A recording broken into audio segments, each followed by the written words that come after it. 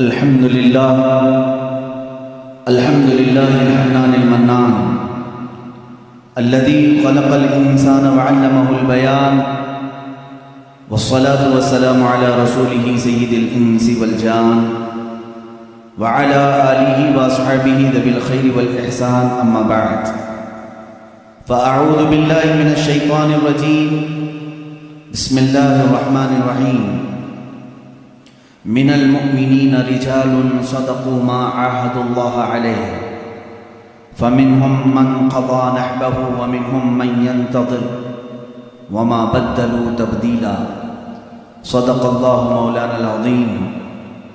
بارگاہ رسالت معاب صلی اللہ تعالیٰ علیہ وسلم میں درود پاک کا ہدیہ پیش کریں۔ اللہم صلی علی سیدنا و مولانا محمد معدن الجود والکرم وآلہ واصحابہ الکرام وابنہ الکریم وبارک وسلم۔ عزیزان گرامی وقار، آج کی اس محفل پاک میں ان عظیم قدسی صفات ہستیوں کا تذکرہ کرنا میں بجا سمجھتا ہوں جن کا ایک ایک لمحہ اسلام کی آبیاری کے لیے وقف ہو چکا تھا۔ آج ہماری خلاصہ تقریر اور ہمارے بیان کا لب لباب ہوگا رسول کریم صلی اللہ تعالیٰ علیہ وسلم کے جانثار صحابہ کی سیرت طیبہ۔ ایک بات سب سے پہلے میں آپ کو واضح کر کے چلوں، صحابہ کرام کو چھوڑ دو گے تو تمہارا دین بھی نہیں رہے گا۔ یہ آج کے زمانے میں مجھے بتانا بہت ضروری ہے۔ اللہ کے نبی صلی اللہ تعالیٰ علیہ وسلم نے ان مقدس نفوس کی خود اپنی احادیث میں تعریف فرمائی، بلکہ خود میرے مولا نے ان کی فضیلت میں آیتیں نازل فرمائی۔ رب تعالیٰ قرآن میں فرماتا ہے رضی اللہ عنہم ورضوا عنہ، اللہ ان سے راضی ہوا اور یہ اللہ سے راضی ہو گئے۔ یہ صحابہ اکرام رضوان اللہ تعالیٰ علیہ مجمعین کے لیے ہی بات آئی ہے، جن کے بارے میں اللہ فرما رہا ہے کہ اللہ ان سے راضی ہو گیا، پھر دنیا میں ان کو اس سے بڑا مقام اور کیا دیا جائے۔ اللہ جن سے راضی ہو گیا۔ میرے عزیزو، اللہ تعالیٰ قرآن میں ان کے متعلق فرماتا ہے لوگوں میں سے، مومنین میں سے کچھ وہ ہیں جنہوں نے اللہ سے کیا ہوا وعدہ پورا کر دیا۔ وہ کون ہیں؟ وہ صحابہ ہیں۔ اور ایک جگہ پر اللہ تعالیٰ یوں فرماتا ہے والسابقون الاولون من المہاجرین والانصار، مہاجرین اور انصار صحابہ میں سے جو سب سے پہلے ایمان لانے والے لوگ ہیں، ان کے متعلق بھی رب تعالیٰ فرماتا ہے رضی اللہ عنہم ورضوا عنہ وأعد لهم جنات تجری تحتها الانہار خالدین فیہا۔ اللہ ان سے راضی ہو گیا اور وہ اللہ سے راضی ہیں، اور ان کے لیے اللہ نے ایسی جنتیں تیار کی ہیں جس میں نہریں بہہ رہی ہیں۔ ان نفوس قدسیہ کے لیے دنیا میں ہی بشارت دے دی گئی۔ وجہ یہ ہے کہ انہوں نے حق ادا کیا حضور اکرم صلی اللہ تعالیٰ علیہ وسلم کے دوست بننے کا اور صحابیت کا۔ رسول کریم صلی اللہ تعالیٰ علیہ وسلم کے زندگی میں جتنے لوگ آپ کے قریب آئے، میں یہاں پہلے یہ بھی بتا دوں گا کہ صحابی کہتے کسے ہیں۔ صحابی کون ہے؟ وہ پوری ڈیفینیشن معلوم ہونی چاہیے آپ کو، جو حالت اسلام میں میرے آقا صلی اللہ تعالیٰ علیہ وسلم کی زندگی میں ایک بار بھی زیارت کیا ہو اور حالت اسلام میں ہی انتقال بھی ہوا ہو، اسے کیا کہتے ہیں؟ صحابی۔ جو حالت اسلام میں حضور کی زیارت کیا ہو اور اسلام کی حالت میں ہی انتقال بھی ہوا ہو، حضور اکرم صلی اللہ تعالیٰ علیہ وسلم کو خواہ ایک لمحے کے لیے بھی دیکھا ہو، وہ صحابی ہیں۔ اب اس سے یہ تعریف سے میں کیوں بتانا چاہتا ہوں، کیونکہ رسول کریم صلی اللہ علیہ وسلم کے زمانے میں بہت سارے لوگ تھے، حضور کو دیکھیں، ابو جہل دیکھا ہے، ابو لہب دیکھا ہے، لیکن وہ حالت اسلام میں نہیں دیکھا، انہوں نے کفر کی حالت میں دیکھا۔ صحابی وہ ہوتا ہے جو حالت ایمان میں دیکھا ہو، اور کچھ وہ لوگ ہیں جو ایمان تو لائے تھے رسول کریم صلی اللہ تعالیٰ علیہ وسلم پر، لیکن حضور کی وفات کے بعد کچھ لوگ اس میں سے مرتد بھی ہوئے ہیں، دین چھوڑ دیے، کچھ ہوں گے گنتی کے، تو وہ ان کو بھی صحابی نہیں کہا جاتا، کیونکہ جس کا کفر پر خاتمہ ہوا وہ صحابی نہیں۔ صحابی کے لیے دو شرطیں مین ہیں، حالت اسلام میں حضور صلی اللہ علیہ وسلم کو دیکھا ہو اور حالت اسلام میں ہی دنیا سے رخصت بھی ہوا ہو، وہ صحابی ہے۔ اب صحابی جن کو اللہ تبارک و تعالیٰ نے یہ مقام عطا فرمایا ہے وہ عام مقام نہیں ہے، بلکہ بزرگوں نے لکھا ہے قیامت تک جتنے اچھے لوگ پیدا ہو سکتے تھے ان سب کو جمع کر کے اللہ نے میرے نبی کا صحابی بنا دیا۔ ان سے اچھا دنیا میں کبھی کوئی آئے گا نہیں، قیامت تک صحابہ سے اچھا پھر کوئی نہیں آئے گا۔ جو سب سے اچھے تھے دنیا میں ان کو اللہ تعالیٰ نے رسول اکرم صلی اللہ علیہ وسلم کا صحابی بنایا۔ ایک بات اور بھی میں آپ کو بتا دوں، اسلام میں پورے امت کا اجماع ہے اس بات پر کہ کسی بھی صحابی کی شان میں گستاخی جائز نہیں۔ الصحابہ کلہم عدول، جتنے صحابی ہیں سب کے سب عادل تھے، پرہیزگار تھے، ان میں سے ایک بھی بگڑا ہوا یا گمراہ نہیں، ایک بھی صحابی کو۔ صحابہ کتنے تھے میرے عزیزو، آج افسوس ہے کہ اس امت کو صحابہ سے دور کر دیا گیا ہے، اور صحابہ اکرام کی سیرت کی بجائے دوسروں کے کیریکٹر پڑھنے میں ان کو مصروف کر دیا گیا ہے۔ لوگ ناولیں پڑھ رہے ہیں، بہت سارے لٹریچر پڑھتے ہیں، فلمیں دیکھتے ہیں، ڈائلاگس یاد کرتے ہیں، لیکن ان کی باتیں کیوں نہیں یاد کرتے جنہوں نے اپنی جان کا آخری حصہ بھی میرے نبی کے قدموں میں قربان کیا ہے۔ ان صحابہ اکرام کے اگر تفصیلی واقعات میں ذکر کروں تو صحابہ کی تعداد تو کم و بیش 1,20,000 یا 24,000 ہے۔ وہ سب صحابہ ہمارے سروں کے تاج ہیں، جن کے تذکرے احادیث میں آئے ہیں اور کتب تواریخ میں ملتے ہیں۔ ان میں سے چند کی مثالیں تو میں رکھنا ضروری سمجھوں گا، اور آپ سوچ رہے ہوں گے محرم الحرام کی یہ 10 روزہ مجالس میں پہلی مرتبہ آپ کے سامنے نہیں کر رہا ہوں، مسلسل 5 سال آپ نے اس سے قبل بھی ہبلی میں مجھ سے سنا ہے۔ اس سال میں نے کچھ عناوین ٹاپکس چینج کر دیے تھے۔ یہ جو موضوعات ہیں اس کی ایک بڑی وجہ یہ ہے، اہل سنت و جماعت اور حق مذہب کیا ہے یہ واضح کرنا آج مجھے ضروری ہے۔ میرے عزیزوں، پہلے دن سے ہم عقیدے پر گفتگو کر رہے ہیں، ہم کس خدا کے پیروکار ہیں وہ بھی میں نے آپ کے سامنے رکھا، اور ہمارا رسول وہ ہے جس کی تمام کتب ادیان میں، سارے جتنے بھی دنیا میں مذاہب آئے سبوں کے مذاہب میں میرے نبی کا تذکرہ موجود ہے۔ میں نے اس پر بھی آپ سے گفتگو کی ہے، اور اسلام کیا ہے اور قرآن کیا ہے یہ بھی میں نے آپ کو بتایا ہے۔ ان کے بعد صحابہ اکرام کی محبت ہمارے لیے کتنی اہمیت رکھتی ہے میں آپ کو بتاؤں۔ اعلیٰ حضرت رضی اللہ تعالیٰ عنہ کے ایک شعر نے ہمارے لیے فیصلہ کر دیا ہے، اہل سنت کا ہے بیڑا پار اصحاب حضور، نجم ہے اور ناؤ ہے عطرت رسول اللہ کی۔ آپ کو شعر سمجھانا پڑے گا، اعلیٰ حضرت رضی اللہ تعالیٰ عنہ کے ہر شعر کو، چاہے سمجھ میں آئے نہ آئے، سنی سبحان اللہ کہتا ضرور ہے، کیونکہ اس میں عشق کے کچھ جام بھرے ہوئے ہوتے ہیں، پھر بھی مجھے سمجھانا چاہیے۔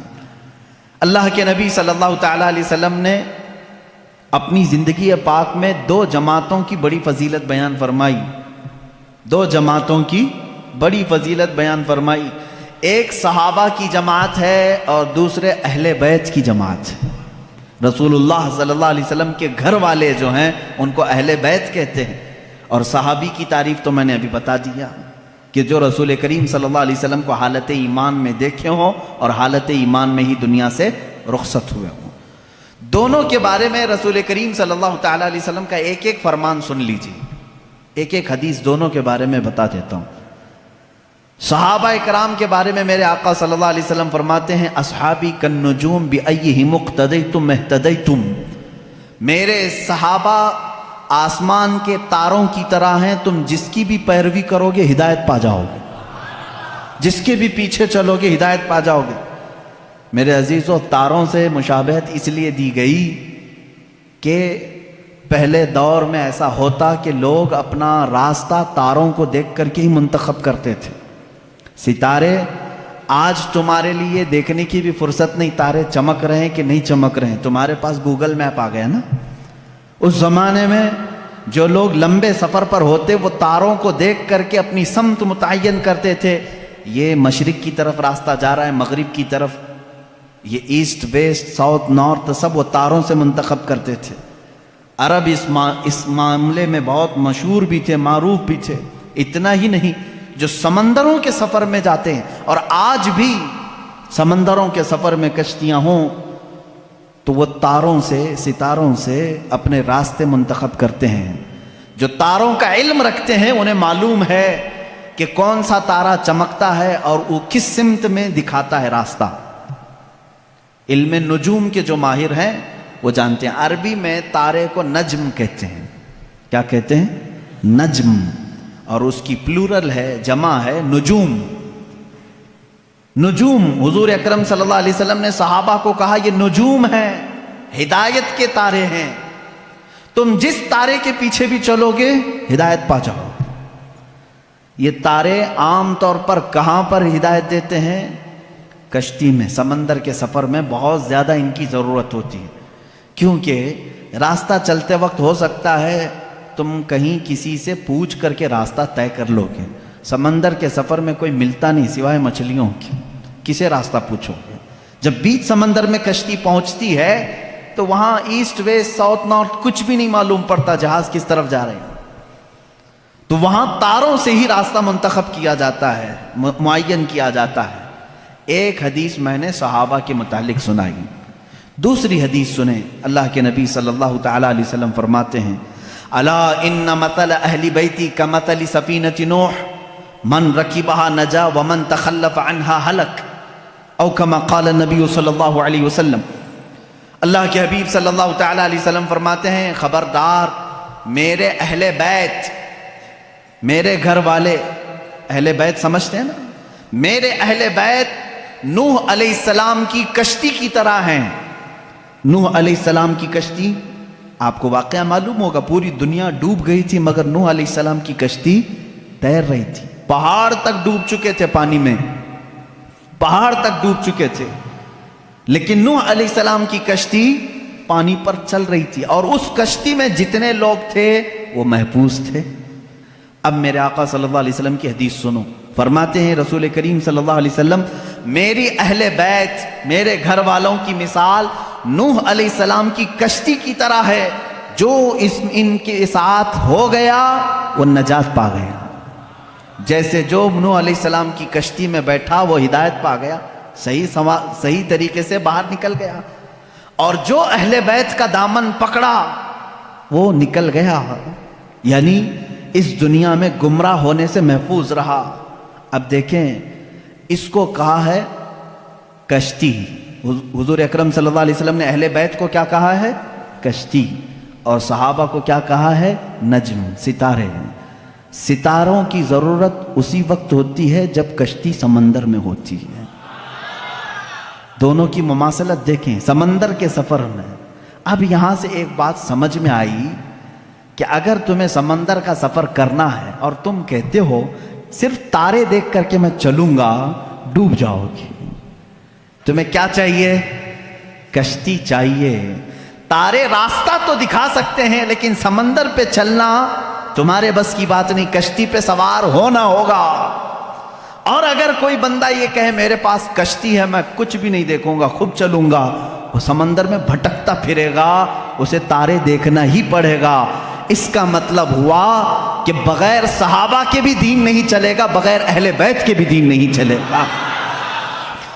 تم اگر اہل بیت کی محبت کے دعوے دار ہو تو صحابہ کو بھی ماننا ہوگا، اور اگر صحابہ کی محبت کے قائل ہو تو اہل بیت کا دامن بھی نہیں چھوڑنا ہوگا۔ اسی لیے اعلیٰ حضرت نے فرمایا، یہ دونوں لفظ یاد ہو گئے، کشتی کو ناؤ کہتے ہیں، کشتی کو ناؤ، اور صحابہ کو حضور نے نجم کہا ہے۔ اعلیٰ حضرت فرماتے اہل سنت کا ہے بیڑا پار، اصحاب حضور نجم ہے اور ناؤ ہے عطرت رسول اللہ کی۔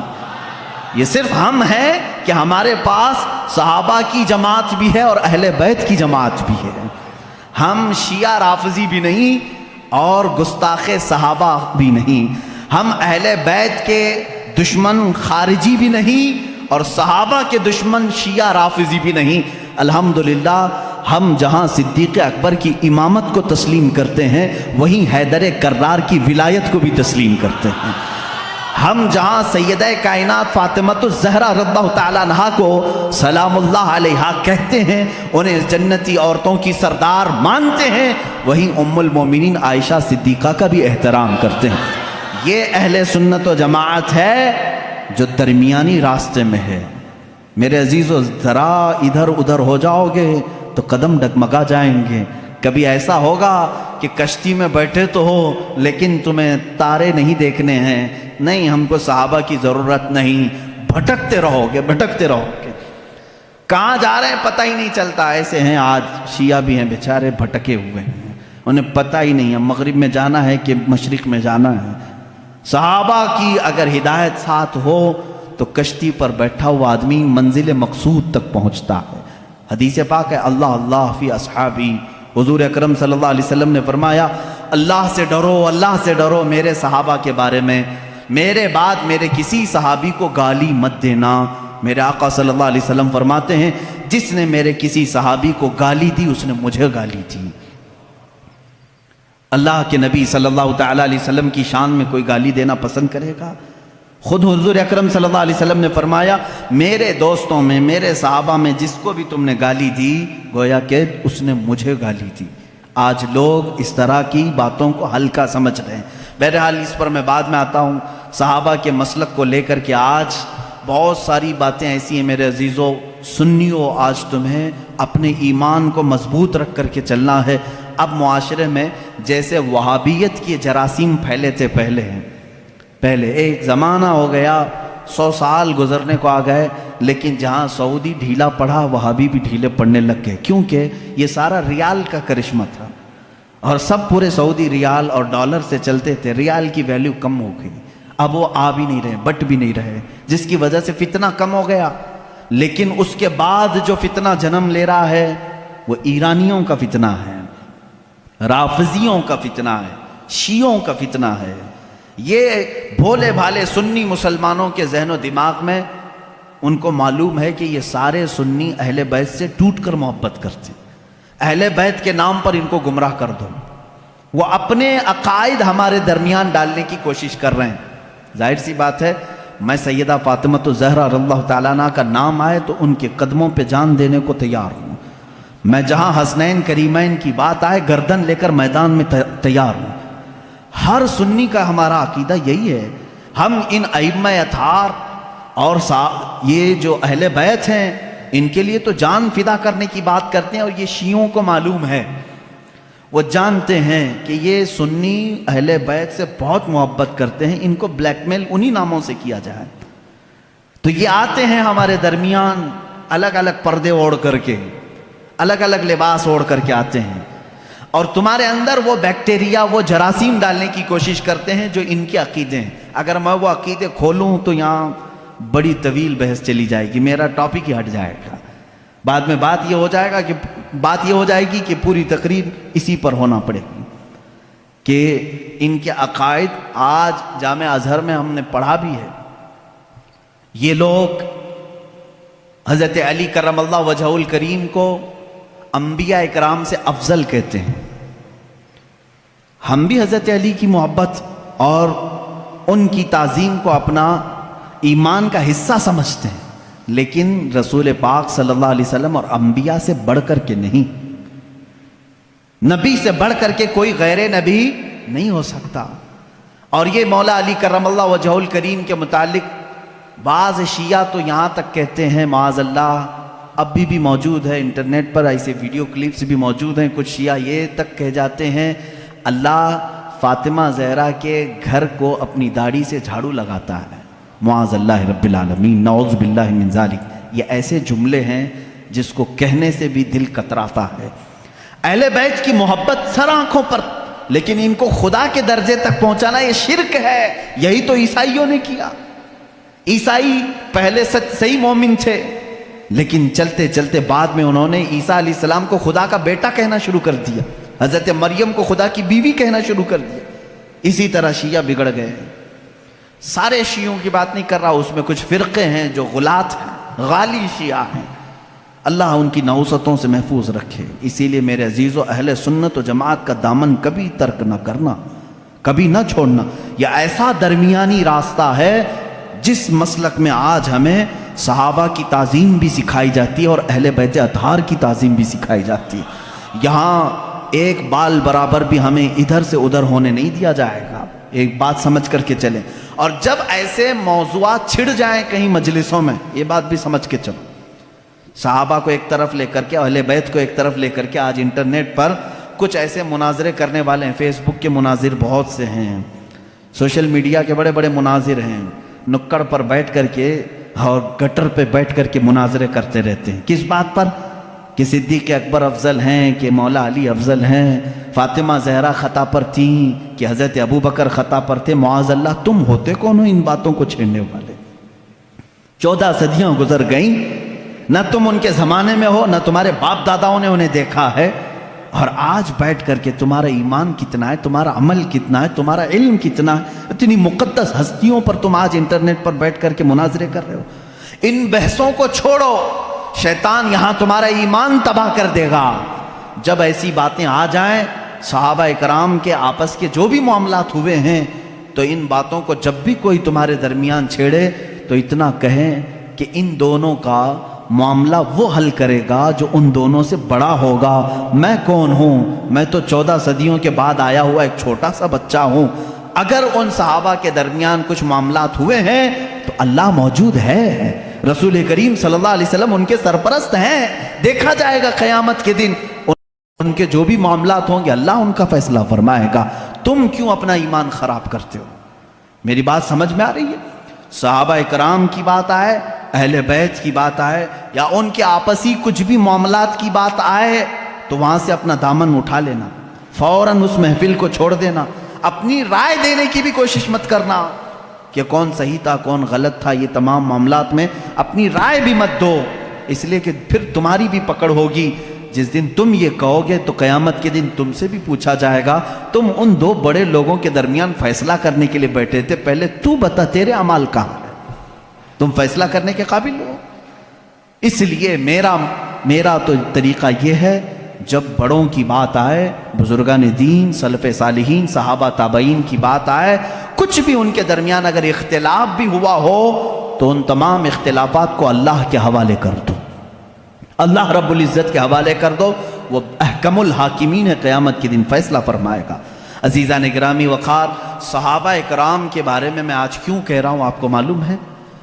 آپ رسول کریم صلی اللہ تعالیٰ علیہ وسلم پر ایمان لاتے ہیں، حضور کو خاتم النبیین مانتے ہیں، اللہ کے نبی صلی اللہ تعالیٰ علیہ وسلم کی ہر بات کو تسلیم کرتے ہیں، رسول کریم صلی اللہ تعالیٰ علیہ وسلم کی ہر بات کو تسلیم کرتے ہیں۔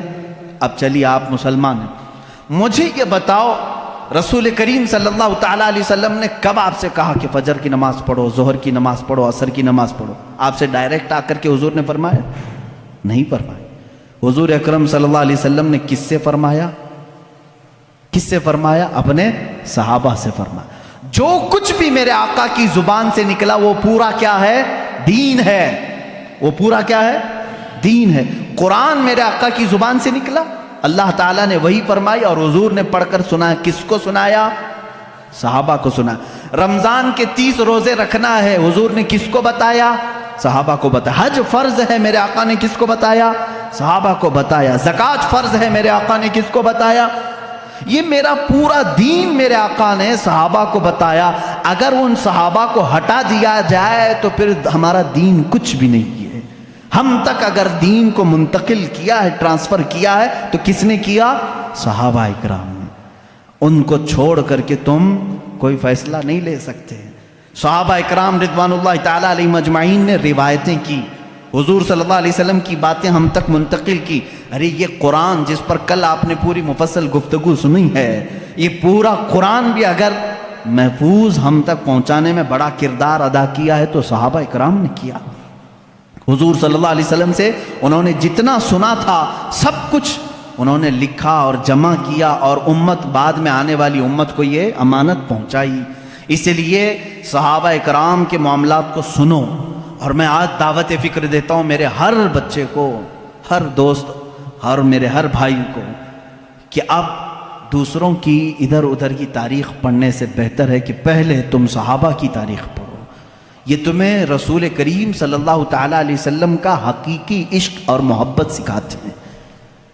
ہم تو تقریروں میں بتاتے ہیں، یہ الگ معاملہ ہے، لیکن صحابہ جو اپنے عمل سے بتاتے ہیں اس کی مثال ملتی نہیں ملے گی۔ رسول کریم صلی اللہ تعالیٰ علیہ وسلم کی جو اطاعت، فرما برداری، جو حضور اکرم صلی اللہ علیہ وسلم کا ادب و احترام انہوں نے کہہ کر کے نہیں کر کے دکھایا ہے، وہ اس کی کوئی بھی مثال آج تک نہیں ملتی۔ چند صحابہ اکرام کی میں باتیں بتاؤں، کتنی محنت، مشقت اور دقت سے یہ اسلام میں آئے اور جمے رہے۔ ان کے بارے میں قرآن کہتا ہے ان الذین قالوا ربنا اللہ ثم استقاموا، بے شک وہ لوگ جنہوں نے کہا اللہ ہمارا رب ہے پھر اس پر جمے رہے، تتنزل علیہم الملائکہ، اللہ فرماتا ہے ان پر رحمت کے فرشتے اتارے جاتے ہیں۔ یہ صحابہ کے بارے میں بات آئی۔ ایک بار جب انہوں نے کہہ دیا اللہ ہمارا رب ہے پھر ہٹتے نہیں تھے، اس سے ہٹتے نہیں تھے۔ آج کی جو موب لنچنگ ہے ان کے ساتھ بھی ہوئی ہے، بلکہ اس سے بھی زیادہ سخت طریقے سے ہوئی ہے۔ صحابہ اکرام رضوان اللہ تعالیٰ علیہم اجمعین کو جو اذیتیں دی گئی، جو مشقتیں دی گئیں، میرے عزیزوں کان کھڑے ہو جاتے ہیں سنتے ہوئے۔ ان میں جو اذیتیں سہنے والے حضرت خباب بن الارت رضی اللہ تعالیٰ عنہ، جب یہ مدینہ طیبہ آئے، حضرت خباب رضی اللہ تعالیٰ عنہ، ان کی پیٹھ پوری گل چکی تھی۔ کس وجہ سے؟ ان کی پیٹھ جب یہ اپنا دامن اٹھاتے تھے تو ریڑھ کی ہڈی دکھتی تھی۔ ان سے صحابہ نے پوچھا تم نے جبہ اٹھایا، یہ ریڑھ کی ہڈی تک کا گوشت کہاں گیا؟ کہتے کہ جب میں ایمان لایا تھا مکہ میں، یہ کفار مکہ مجھے پکڑ کر کے انگار کے کوئلوں پر لٹاتے تھے، اور پھر میرے سینے پر پیر رکھ کر کھڑے ہو جاتے تھے، نیچے سے کوئلے میری چربی سے پگھل جاتے تھے، پھر ان انگاروں کو دھکایا جاتا تھا۔ حضرت عمر فاروق رضی اللہ تعالیٰ عنہ کی آنکھیں بھیگ گئیں، کہنے لگے اے خباب تم اور بلال دونوں نے یہ تکلیفیں اٹھائی ہیں۔ بلال حبشی کے ساتھ بھی یہی ہوتا تھا۔ حضرت خباب نے کہا بلال حبشی کو تو آزاد کرانے کے لیے ابو بکر صدیق آئے تھے، لیکن مجھے تو آزاد کرانے والا کوئی بھی نہیں تھا۔ حضرت خباب رضی اللہ تعالیٰ عنہ کو مسلسل 3 سال تک جلایا گیا ہے، 3 سال تک جلایا گیا ہے، پکڑے جاتے تھے، بار بار پکڑتے تھے، ان کو جلاتے تھے۔ حضرت بلال حبشی رضی اللہ تعالیٰ عنہ کا ایمان تو دیکھیں، ان کا آقا امیہ تھا، صرف اس بات پر کہ یہ رسول کریم صلی اللہ علیہ وسلم پر ایمان لائے۔ اچھا جو سب سے پہلے 6 لوگ اسلام لائے، سب سے پہلے جو 6 لوگ اسلام لائے ان میں سے ایک نام حضرت بلال حبشی کا ہے۔ سٹارٹنگ بالکل، جس میں حضرت ابو بکر صدیق رضی اللہ تعالیٰ عنہ، حضرت علی کرم اللہ وجہہ الکریم، سیدہ خدیجۃ الکبریٰ رضی اللہ تعالیٰ عنہ، حضرت زید رضی اللہ تعالیٰ عنہ، حضرت بلال حبشی رضی اللہ تعالیٰ عنہ، ان کے نام آتے ہیں۔ یہ وہ لوگ ہیں جو سب سے پہلے ایمان لانے والوں میں سے۔ حضرت بلال کو ان کا آقا پکڑتا تھا اور وہ کہتا تھا کیا میں تیرا رب نہیں ہوں؟ حضرت بلال کہتے تھے نا، ربنا اللہ، ہمارا رب تو اللہ ہے، تو رب ہو ہی نہیں سکتا۔ اس کے غلام تھے وہ، اس وقت غلامی کا دور تھا، آقا جو کہے غلام کو ماننا پڑتا تھا۔ وہ اپنے 2 بدماش بیٹوں کے ہاتھ میں دے دیتا تھا۔ حضرت بلال رضی اللہ تعالیٰ عنہ کو ایک بڑے ڈرم میں وہ ڈال کر کے دن بھر اس کا ڈھکنا بند کر کے رکھتے تھے، بڑے سے ڈرم میں ڈال کر کے اس کا ڈھکن بند کر کے رکھتے تھے، شام کو کھولتے تھے بغیر کھانا پانی دیے ہوئے، پھر ان کو مارتے تھے مسلسل۔ اور ایک دن تو اوباش لڑکوں کے ہاتھ میں ان کے آقا نے پیر میں رسی باندھ کر کے دے دیا، وہ بدماش لڑکے مکہ کی گلیوں میں حضرت بلال کو کھینچتے ہوئے لے جاتے تھے، اور وہ مکہ کی تپتی ہوئی گلیاں جب دھوپ چلچلاتی رہتی تھی اس میں حضرت بلال کو ننگی پیٹھ وہ کھینچتے ہوئے لے جاتے تھے، اور مکہ والے یہ منظر دیکھنے کو جمع ہوتے تھے تو سارے لوگ آتے تھے تو حضرت بلال مسکرا کر کہتے تھے اے مکہ والو اللہ ایک ہے، اللہ ایک ہے، یہ اس زمانے میں کہہ رہے تھے جب ہر جگہ بتوں کی پوجا تھی۔ مکہ میں خانہ کعبہ کے اندر بت رکھے گئے تھے، خانہ کعبہ کے اندر بت تھے، ان کے درمیان بلال حبشی اعلان کر رہے تھے، اے میرے عزیزو، ان کے ایمان کو ہم میں سے کون پہنچ سکتا ہے؟ آج ہم پر تھوڑی سی آفت بھی نہیں ٹوٹی کہ لوگ اپنا اسلام چھپانا شروع کر دیے، آج لوگ مصلحت کی بات کرنے لگ گئے۔ زمانہ ایسا ہے مولانا، اب تو سوچ سمجھ کے چلنا پڑتا ہے۔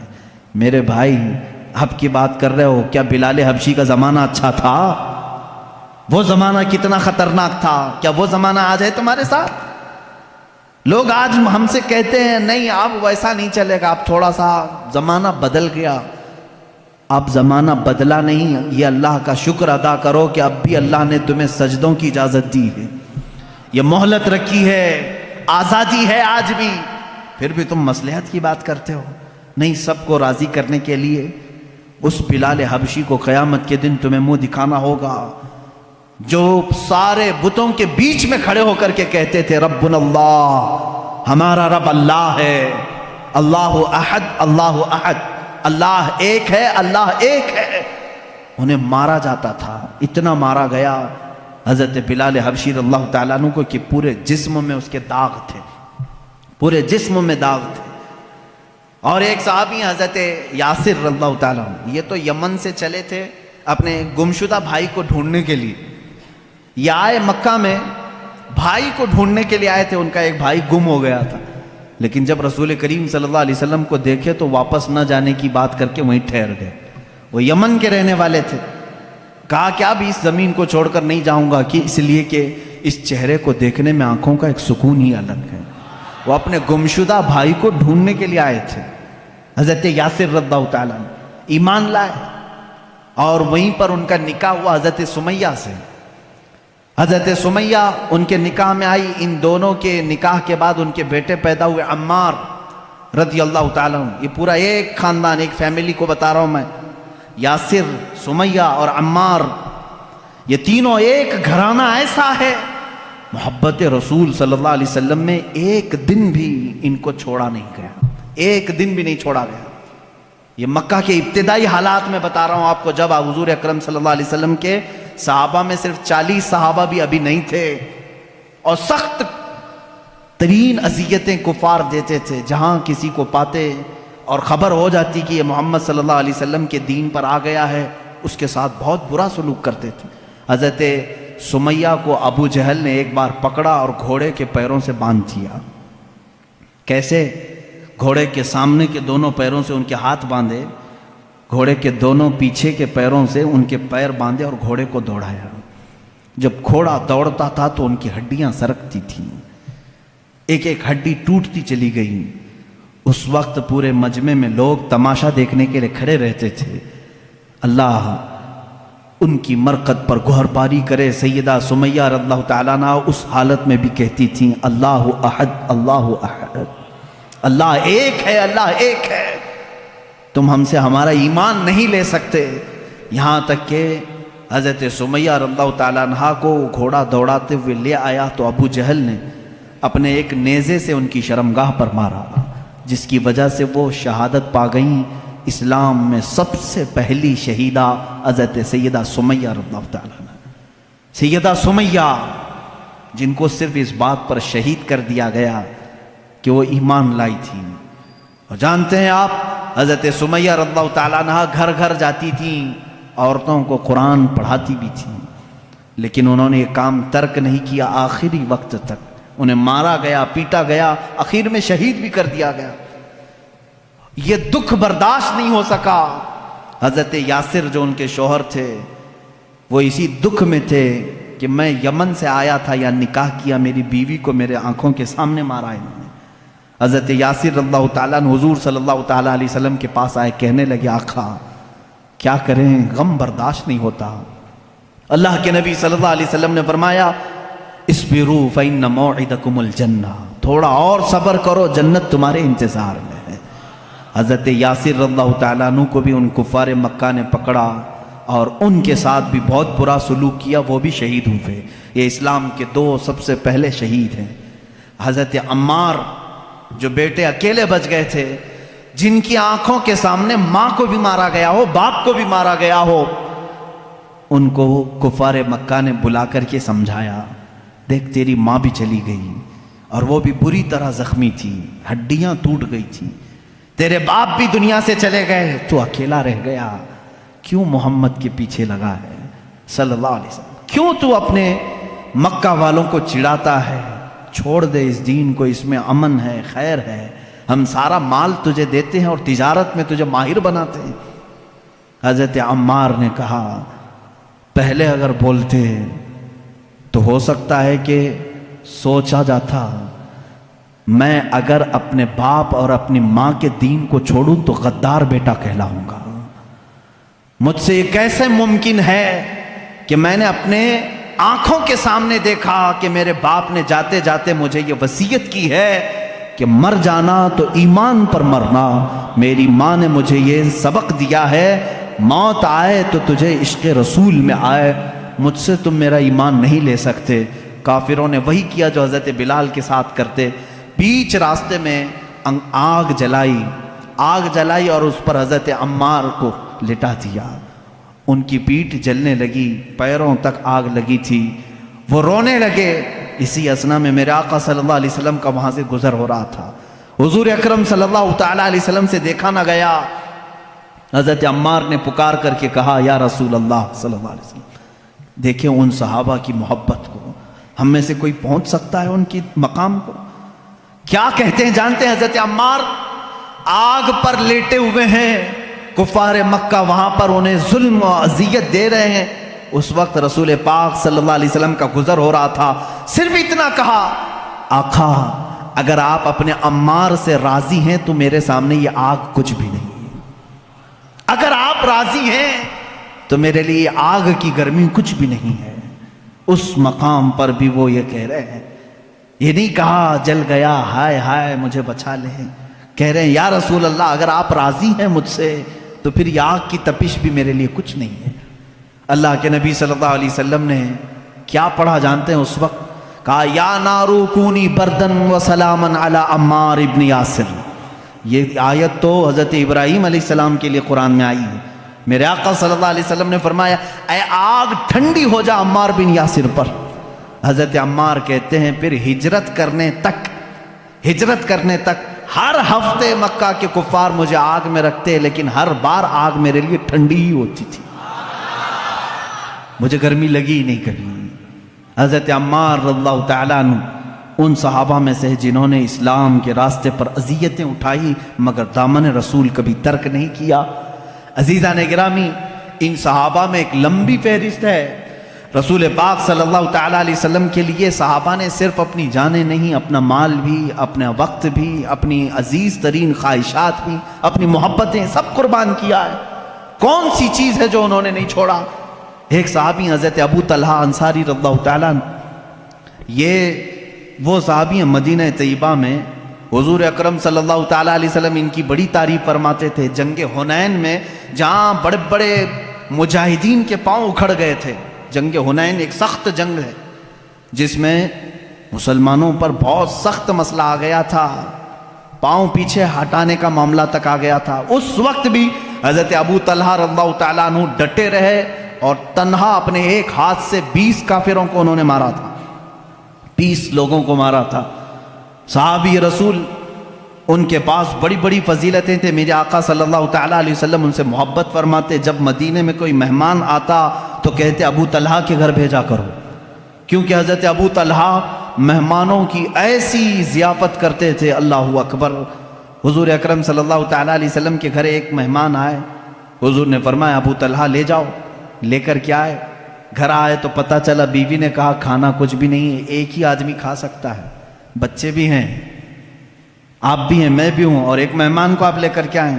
حضرت ابو طلحہ نے کہا کوئی بات نہیں، بچوں کو سلا دو، بچوں کو تھپک کر سلا دو، کل ان کے لیے دیکھا جائے گا، اور رہی بات تیری اور میری، ہم رات کو صبر کر لیں گے، ہمارے کھانے میں سب سے پہلا حق مہمان رسول کا ہے۔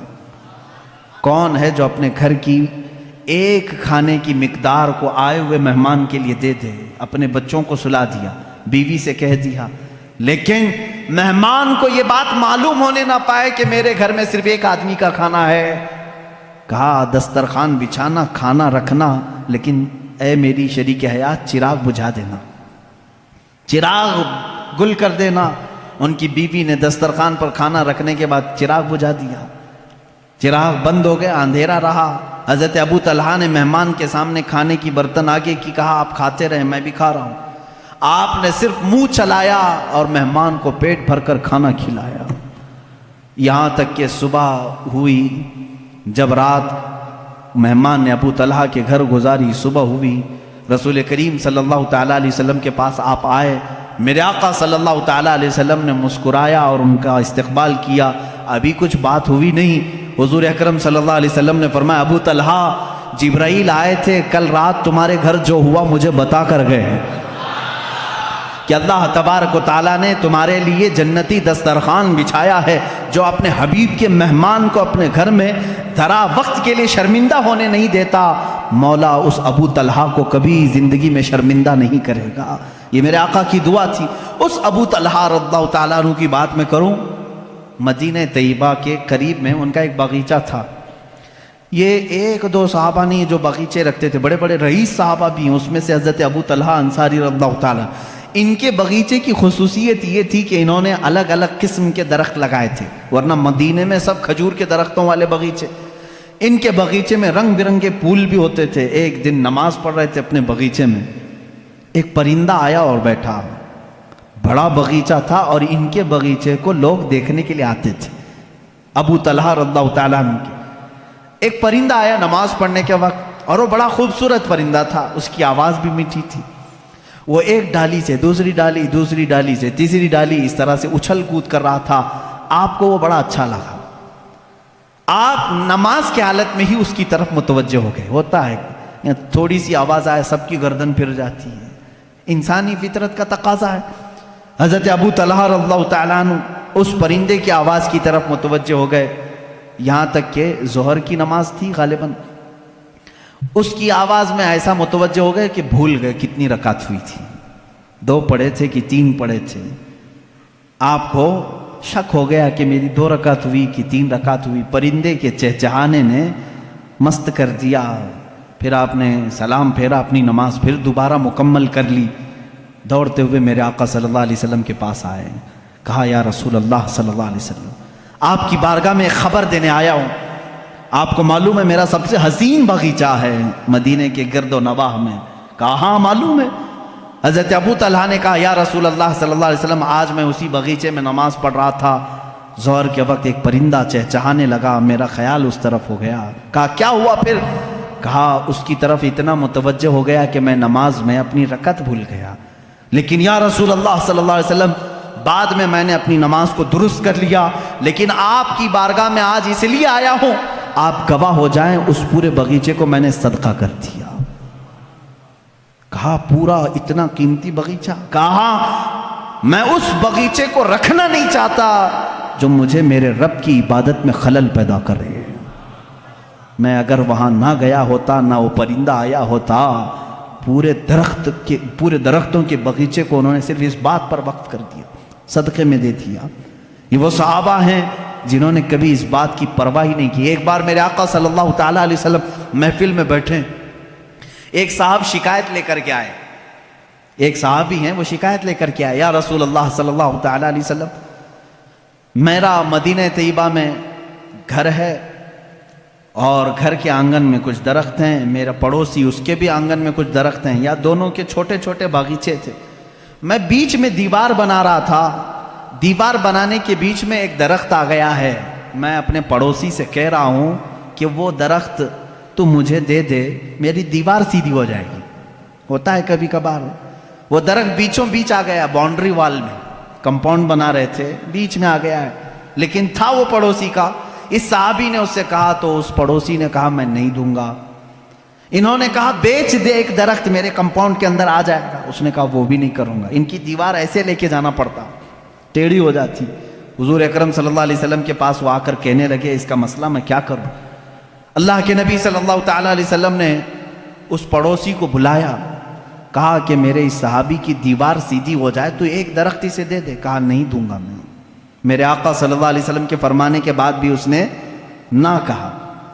پھر اس کے بعد حضور صلی اللہ علیہ وسلم نے فرمایا میں تجھے بتا دوں کہ تو وہ ایک درخت میرے اس صحابی کو دے گا، اللہ تجھے جنت میں ایک ایسا درخت دے گا جس کے نیچے گھوڑا 100 سال دوڑے گا. اس کے سائے کے نیچے 100 سال دوڑے گھوڑا. اتنا بڑا درخت تجھے جنت میں دے گا اللہ. اس کو کیا ہے، منافقت تھی. اس نے کہا نہ نہ نہ، مجھے نہیں چاہیے، مجھے نہیں چاہیے اس جنت کے وعدے کو. حضور اکرم صلی اللہ تعالیٰ علیہ وسلم خاموش ہو گئے. محفل میں جو صحابہ بیٹھے تھے جیسی حضور سے جنت کی تعریف سنتے تھے وہ مچل جاتے تھے. ایک صحابی کھڑے ہو گئے، حضرت ابو دحداح رضی اللہ تعالیٰ عنہ. ابو دحداح کھڑے ہوئے کہا یا رسول اللہ صلی اللہ تعالیٰ علیہ وسلم، اگر میں وہ درخت خرید کر کے اس صحابی کو دے دوں تو وہ فضیلت مجھے بھی ملے گی جو آپ نے اس پڑوسی کو بتایا ہے؟ میرے آقا صلی اللہ علیہ وسلم نے فرمایا ابو دحداح ہاں تجھے بھی ملے گی. یہ ابو دحداح کون ہے جانتے ہیں؟ اللہ اکبر، مدینے کے بڑے امیر آدمی، بڑے امیر آدمی. بلکہ مدینے کی مارکیٹ میں اگر سب سے اعلیٰ قسم کی کھجور کہیں ملتی تھی تو ابو دحداح کے بغیچے کی تھی. ان کے کھجوریں لینے کے لیے لوگ انتظار میں رہتے تھے، بکنگ پہلے ہوتی تھی. حضرت ابو دحداح کا ایسا بڑا باغیچہ تھا اوالی مدینہ، جہاں کی کھجوریں سب سے مہنگی امپورٹ ہوتی ہوں گی، ایکسپورٹ ہوتی ہوں گی. اس زمانے میں ایکسپورٹ کی جاتی تھی، یعنی شام یمن تک جاتی تھی. حضرت ابو دحداح کا باغیچہ پورے مدینے میں مشہور تھا. وہ آئے اس شخص کے پاس جو درخت نہیں دے رہا تھا. کہا اے بندے تو مجھے جانتا ہے؟ کہا ابو دحداح تمہیں بھلا مدینے کا کون آدمی نہیں جانتا؟ کہا میرا باغیچہ جانتا ہے؟ کہا ہاں کیوں نہیں. اس باغیچے کی خصوصیت یہ، وہ خود بولنے لگا وہ منافق کہ ابو دحداح تیرا باغیچہ مدینے کا سب سے قیمتی باغیچہ ہے، اس کی کھجوریں لینے کے لیے لوگ انتظار میں کھڑے رہتے ہیں. اور پلس اس میں یہ ہے کہ انہوں نے ایک بڑا بہت ہی عالیشان گھر بنایا تھا اس باغیچے کے اندر، اور اسی میں ایک کنواں بھی تھا جو میٹھے پانی کا تھا، ایک نہر جاری کر دی تھی. ایک بہت حسین و جمیل ماحول اس باغیچے کے اندر تھا. وہ منافق خود کہہ رہا ہے مجھے معلوم ہے تمہارے باغیچے کو. حضرت ابو دحداح نے کہا میں وہ پورا باغیچہ دیتا ہوں، وہ ایک درخت دے گا؟ اس نے کہا یہ کیا پاگل پن ہے، ایسی بھی کوئی بات ہو سکتی ہے؟ ابو دحداح کا باغیچہ اور میرا ایک درخت، وہ بھی کمپاؤنڈ کے بیچ میں آ رہا ہے. حضرت ابو دحداح سے اس نے کہا کیا یہ بات تو ہوش و حواس میں کہہ رہا ہے؟ کہا جب بھی رسول پاک کے پاس ہوتے ہیں مکمل اعتماد کے ساتھ بات کرتے ہیں. یہاں دنیا کا اللہ کا سب سے آخری رسول موجود ہے، یہ میرے گواہ ہیں. اس نے کہا فوراً دے دو. حضور صلی اللہ تعالیٰ علیہ وسلم سے انہوں نے کھڑے کھڑے تجارت کر دی. کھڑے کھڑے وہیں پر اس منافق نے کہا میں نے ایک درخت بیچ دیا. حضرت ابو دحداح نے کہا میں نے اپنا پورا باغیچہ تجھے بیچ دیا. ہو گئی بات. ابو دحداح آئے، باغیچے میں گھر بھی تھا، بیوی بھی تھی، بچے بھی تھے، سامان بھی تھا. دروازے پر کمپاؤنڈ کے باہر کھڑے باغیچے کے پکارنے لگے اپنی بیوی کو، ام دحداح میں نے یہ باغیچہ آج بیچ دیا ہے. عورتوں کے معاملات تو معلوم ہوں گے آپ کو، اپنے مردوں کی کوئی چیز بیچنے کہاں دیتی، لیکن وہ صحابیہ تھی. اندر سے کہتی ابو دحداح تم بڑے تاجر آدمی ہو، کچھ بھی سودا کرو گے تو فائدے کے بغیر تو نہیں کرو گے، مجھے یقین ہے کوئی نفع کی تجارت کر کے آئے ہوگے. نفع کی؟ ابو دحداح نے کہا ہاں بالکل تو نے صحیح گمان کیا، میں نے نفع کی ہی تجارت کی ہے. ام دحداح نے کہا بیچ دیا؟ کہا ہاں جلدی سے اپنا سامان اٹھا اور باہر نکلا، اب ہماری ملکیت میں نہیں ہے یہ باغیچہ، اب ہماری ملکیت میں نہیں. وہ جلدی جلدی سامان اٹھانے لگی اور دروازے پر ابھی آئی نہیں تھی. پوچھا کتنے میں بیچا، کتنے میں بیچا؟ بیوی کو بتانا تو ہوگا. ابو دحداح باہر ہی کھڑے کہنے لگے رسول اللہ صلی اللہ علیہ وسلم کے پاس تجارت ہوئی ہے، میں نے یہ پورا باغیچہ ایک ایسے درخت کے بدلے میں بیچا ہے جس کے سائے میں گھوڑا 100 سال دوڑے گا. وہ چیخنے لگی، چلانے لگی. کہا ابو دحداح میں نے صرف تجھ کو دنیاوی تجارت میں ماہر سمجھا تھا، تو آخرت کا بھی تاجر نکلا. اپنے شوہر پر ایسا یقین رکھنے والی خاتون سامان لے کر باہر نکل آئی. یہ نہیں کہا بچے کہاں رہیں گے, کہاں گھر بنے گا, کچھ نہیں, سب چھوڑ کر باہر نکل آئی. اور پلس یہ کہہ رہی ہے تو آخرت کا بھی ماہر تاجر نکلا. میرے آقا صلی اللہ علیہ وسلم کے پاس آئے, اپنی بیوی اور بچوں کو لے کر کے کہا یا رسول اللہ میں نے اسے سپرد کر دیا, اپنے اس صحابی سے کہیں اپنی دیوار سیدھی کر لے اور اپنا درخت اندر کر لے. اب پھر پوچھنے لگے یا رسول اللہ صلی اللہ علیہ وسلم اب وہ جو آپ نے وعدہ کیا تھا وہ ایک درخت میرا پکا ہے نا؟ حضور صلی اللہ علیہ وسلم نے فرمایا نہیں. اب یہاں بات کبھی کبھار میرے آقا صلی اللہ تعالیٰ علیہ وسلم تفریح قلب کے لیے فرماتے تھے.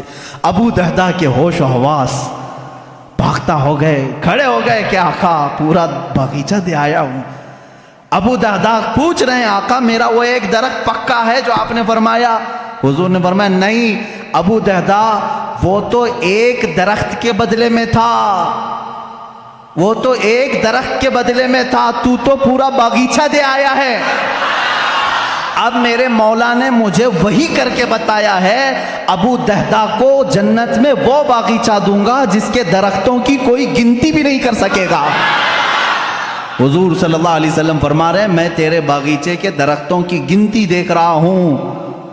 حضرت ابو دہدہ اسی وقت کہے فزت برب الکعبہ, رب کعبہ کی قسم میں کامیاب ہوں. یہ یقین اگر کسی کے پاس تھا تو وہ صحابہ کی زندگی میں تھا. اگر رسول فرما دے تو انہیں 100% یقین ہوتا. میرے آقا نے فرمایا ہے تو مجھے مل کے رہے گا. عزیزان گرامی احادیث رسول اگر تمہیں کسی بات کی طرف بلاتی ہیں تو دنیا کو ٹھوکر مار دینا, کیونکہ میرے نبی نے جو وعدہ فرمایا ہے وہ حق ہے اور 100% حق ہے. اس طرح کئی صحابہ ہیں جنہوں نے اپنی تمام چیزیں وار دی میرے آقا صلی اللہ علیہ وسلم. حضرت عثمان ابن عفان رضی اللہ تعالیٰ عنہ ایک بار نہیں کئی مرتبہ, انشاءاللہ العزیز خلفائے راشدین کی سیرت میں کل عرض کروں گا. میں ان کی قربانیوں کے متعلق بھی آپ کے سامنے کچھ باتیں رکھنے کی کوشش کرتا ہوں. یہاں وہ صحابہ حضرت صہیب رومی رضی اللہ تعالیٰ عنہ روم سے چل کر مکہ میں آئے تھے. شروع میں آئے تھے تو غلام بن کر کے آئے تھے, پھر آزاد ہوئے, پھر تجارت کرنے لگے, اتنا کمائے کہ مکہ میں ایک بڑے امیر بن گئے, جائیداد خریدا, پراپرٹی بنائی, مالدار ہو گئے اور ایمان لے آئے. رسول کریم صلی اللہ علیہ وسلم جب ہجرت کر کے مدینے چلے گئے حضرت صہیب مکہ میں ہی رہ گئے. انہوں نے یہ طے کیا کہ نہیں مجھے بھی اب مکہ چھوڑ کر اس جلوہ جہاں آرا کو دیکھنے کے لیے نکلنا ہے. جب وہ جانے لگے تو مکہ والوں نے گھیر دیا, کہا کہ اے صہیب تو جب آیا تھا تو تیرے پاس کچھ بھی نہیں تھا, تو نے سب کچھ مکہ سے کمایا ہے, تو ہمارا مال ہم تو لے جانے نہیں دیں گے. انہوں نے آدھی جائیداد لکھ کر کے دے دی مکہ والوں کو, مفت میں میری آدھی جائیداد لے لو اور مجھے جانے دے دو. آدھی جائیداد انہوں نے لے لی اور اس کے بعد حضرت صہیب رومی رضی اللہ تعالیٰ عنہ نکلنے لگے. گنڈے مکہ کے پھر بیچ راستے میں آئے, پکڑ لیے, ان کو مارنا شروع کیا, ان کو جگہ جگہ سے مارا کہ ناک ان کی پھٹ گئی. ان کی آدھی جائیداد ابھی مکہ میں باقی تھی. حضرت صہیب رومی رضی اللہ تعالیٰ عنہ نے یہاں تک کہ وہ اپنی باقی آدھی جائیداد بھی جو کئی سالوں میں انہوں نے کمائی تھی مکہ والوں سے کہا کہ یہ بھی میں نے دے دیا, اس پر میرا کوئی حق نہیں, بس مجھے قدم رسول میں بیٹھنا مل جائے. اتنا ہی نہیں مکہ والوں نے ان کے جسم پر موجود کپڑے بھی اتار دیے, کپڑے پھاڑ دیے, اور وہ صرف 2 چادروں میں مدینہ طیبہ تشریف لائے. میرے آقا صلی اللہ تعالیٰ علیہ وسلم کی بارگاہ میں رہے, اصحاب صفہ کے ساتھ بیٹھتے رہے, اور میرے آقا صلی اللہ تعالیٰ علیہ وسلم کی بارگاہ میں جو کچھ بھی آتا تھا وہ حضور ان صحابہ پر صدقہ کرتے, اسی پر گزر بسر ہوتا تھا. حضرت صہیب رومی رضی اللہ تعالیٰ عنہ زندگی بھر کبھی واپس مکہ کی وہ جائیداد لینے کے لیے نہیں گئے کہ میری کروڑوں کی جائیداد تھی میں واپس جا کر کے لے لوں, ناحق انہوں نے میری جائیدادوں پر قبضہ کیا ہے, نہیں گئے. عزیزان گرامی اس طرح سے حضرت عبداللہ ذوالبجادین رضی اللہ تعالیٰ عنہ, ایک صحابی عبداللہ ذوالبجادین, ان کے ساتھ بھی یہی ہوا. یہ نوجوان تھے, حسین و جمیل تھے, اور جب یہ نکلنے لگے تو ان کے ساتھ بھی ایسا ہی ہوا کہ ان کو ان کے ماں باپ نے, ان کے گھر والوں نے اتنا مارا, ان کے جسم سے کپڑے نکال دیے. اور یہ میرے آقا صلی اللہ تعالیٰ علیہ وسلم کی بارگاہ میں پہنچے اللہ کے نبی صلی اللہ تعالیٰ علیہ وسلم نے اپنی چادر عنایت کی اور اسی میں وہ زندگی گزارتے رہے۔ حضرت عبداللہ ذوالبجادین، بجاد کہتے ہیں چادر کو، 2 چادریں پہن کر کے وہ پوری زندگی گزارتے رہے، پوری زندگی بھر، یہاں تک کہ مقام تبوک آیا۔ جب جنگ تبوک ہونے لگی، عبداللہ ذوالبجادین کہنے لگے یا رسول اللہ صلی اللہ علیہ وسلم صرف میرے لیے دعا کریں، اللہ مجھے شہادت کی موت عطا کرے، بس میری ایک ہی خواہش ہے۔ میرے آقا صلی اللہ علیہ وسلم نے فرمایا عبداللہ اگر اب تیری راستے میں بھی موت آئے تو تجھے شہید ہی کہا جائے گا، تجھے شہادت کی موت ہوگی۔ ہوا ایسی ہی، تبوک کے راستے میں جب گئے ان کو تیز بخار آیا حضرت عبداللہ ذوالبجادین کو۔ اسی رات حضرت عبداللہ ذوالبجادین کی بخار کی گرمی اتنی بڑی کہ میرے آقا صلی اللہ تعالیٰ علیہ وسلم سفر میں ہیں، سفر کی حالت میں میرے آقا ان کے پاس آئے، ان کا سر لے کر کے اپنی گود میں رکھا۔ یہ عبداللہ ذوالبجادین ہے، وہ کہتے ہیں یا رسول اللہ صلی اللہ علیہ وسلم مجھے ایسا لگتا ہے میری زندگی کی لمحات کم ہو گئے، مگر یہ سر رکھنے کے لمحات طویل ہو جاتے تو کیا اچھا ہوتا۔ اللہ کے نبی صلی اللہ علیہ وسلم ان کا سر اپنے زانوں پر رکھے ہیں اور اسی اثنا میں وہ میرے آقا کے چہرے کو دیکھتے رہے، ان کی روح نکل گئی۔ حضرت ابو بکر اس میں تھے، حضرت عمر تھے وہاں پر، حضرت عباس تھے، یہ صحابہ دیکھ کر رشک کرنے لگے۔ عبداللہ ذوالبجادین یہ واحد صحابی ہے جس نے حضور کی گود میں دم توڑا ہے۔ میرے آقا صلی اللہ تعالیٰ علیہ وسلم کے زانو اقدس پر اتنا ہی نہیں، رسول کریم صلی اللہ تعالیٰ علیہ وسلم نے فرمایا اس کو کفن کوئی اور نہیں دے گا، میں دوں گا۔ اللہ کے نبی صلی اللہ تعالیٰ علیہ وسلم نے اپنا لباس، اپنا تہبند اور اپنی چادر نکالی اور انہی 2 چادروں میں عبداللہ کو کفنایا اور کہا جب یہ میرے پاس آیا تھا تو اس کے گھر والوں نے کپڑے چھینے تھے، آج میں اسے کپڑے پہناتا ہوں۔ اور اسی کفن میں جب ملبوس کیا، اللہ کے نبی صلی اللہ تعالیٰ علیہ وسلم قبر پاک میں خود اترے اور اپنے سینے سے ان کو لگا کر نیچے اتارا۔ یہ عبداللہ ذوالبجادین رضی اللہ تعالیٰ اس وقت صحابہ رشک کر رہے تھے۔ حضرت عمر کہتے ہیں کاش اس وقت میری موت ہوئی ہوتی۔ اللہ کے نبی صلی اللہ تعالیٰ علیہ وسلم نے ان کو جس انداز میں قبر پاک میں اتارا، عزیزان گرامی 1-2 صحابی نہیں ہیں جنہوں نے اس راستے پر مشقتیں اٹھائی، محنتیں کی، اور اتنی مشقتیں، اللہ کی پناہ اتنی مشقتیں۔ ایک صحابی حضرت خبیب، اللہ اکبر، ان کا تذکرہ آتا ہے رونگٹے کھڑے ہو جاتے ہیں۔ حضور اکرم صلی اللہ تعالیٰ علیہ وسلم نے 3 صحابہ کو ایک مہم پر بھیجا تھا، یہ تینوں گرفتار ہو گئے۔ 10 صحابہ تھے ان میں سے یہ 3 گرفتار ہوئے، اس میں حضرت خبیب بھی تھے۔ یہ مکہ والوں نے ہی انہیں گرفتار کیا تھا۔ گرفتار کرنے کے بعد ان کو ایک جگہ قید میں رکھا، کتنے دن تک؟ تقریباً 10 دن تک قید میں رکھا، کھانا نہیں دیتے تھے، پانی نہیں دیتے تھے۔ ہم کربلا کے واقعات سنتے ہیں میرے عزیزوں، صحابہ کے یہ جانثاریاں کیوں نہیں سنتے جن کے ساتھ سخت ترین اذیتیں اس زمانے کے ظالموں نے کی۔ حضرت خبیب کو 10 دن کے بعد نکالا، دعوت عام ہوئی، مکہ والے جمع ہوئے۔ حضرت خبیب کو انہوں نے آخری دن سولی پر چڑھانے کا طے کر لیا تھا، سولی تیار کی گئی، لیکن کافروں نے اتنا ہی نہیں کیا، حضرت خبیب کو اس کھوٹے پر باندھا گیا جس پر سولی دینی تھی، باندھ کر کے سب سے پہلے ان کے ناخنوں کو پکڑ سے نکالا، کھینچا۔ ایک ناخن کو اگر پکڑ سے کوئی کھینچے تو اس کی اذیت کیا ہوتی ہے۔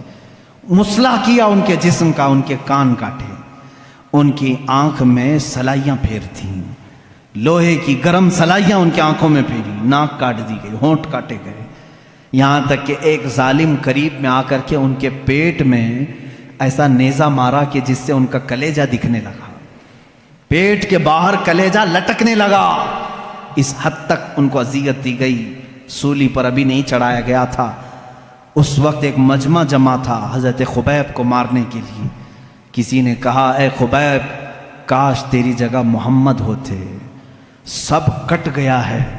جلال میں آتے ہیں، کہتے ہیں ظالموں تم کہتے ہو میری جگہ محمد تھے، میرے جسم کے ٹکڑے ہو جائیں میں ان کے قدموں میں کانٹا چبھنا بھی گوارا نہیں کروں گا۔ میں نہیں دیکھ سکتا کہ میرے نبی کے تلووں میں کانٹا بھی چبھ جائے، لو میرے جسم کے اور ٹکڑے لو۔ انہیں کٹے ہونٹوں کے ساتھ بولنے لگے۔ ایک عورت آئی، کہا ہے مکہ والوں، ہمارا نظام تو ہے کسی کو قتل کرتے ہیں تو آخری خواہش پوچھتے ہیں، جب کسی کو پھانسی دیتے ہیں تو اس کی آخری خواہش پوچھتے ہیں۔ اس نیم کو، اس روایت کو مت توڑو، اگرچہ یہ دین چھوڑے ہوئے لوگ ہیں، ان کی بھی آخری خواہش پوچھ لو۔ لوگوں نے کہا کیا ہے تمہاری آخری خواہش؟ حضرت خبیب کہتے ہیں میری رسیاں کھول دو، 2 رکعت نماز پڑھنا چاہتا ہوں۔ یہ وہ صحابہ ہیں، کہتے ہیں رسیاں کھول دو، میں 2 رکعت نماز ادا کرنا چاہتا ہوں۔ کھول دیا گیا، اسی حالت میں وہ نماز ادا کی، سب جسم کے ٹکڑے ان کی کر دیے جا چکے تھے۔ جلدی سے سلام پھیر لیا، بہت مختصر نماز پڑھی، پھر جب سولی پر چڑھائے جانے لگے تو کسی نے کہا خبیب تم چاہتے تو لمبے سجدے کر لیتے، چاہتے تو بڑی نماز پڑھتے، کیونکہ تمہاری آخری خواہش ہے، مکہ والوں کا نیم ہے، اس کو پورا کرتے ہیں۔ حضرت خبیب نے کہا اے ظالموں، میں نے اس لیے جلدی نماز پڑھی کہیں تم یہ نہ سوچ لو کہ موت کے ڈر سے نماز لمبی کیا ہے۔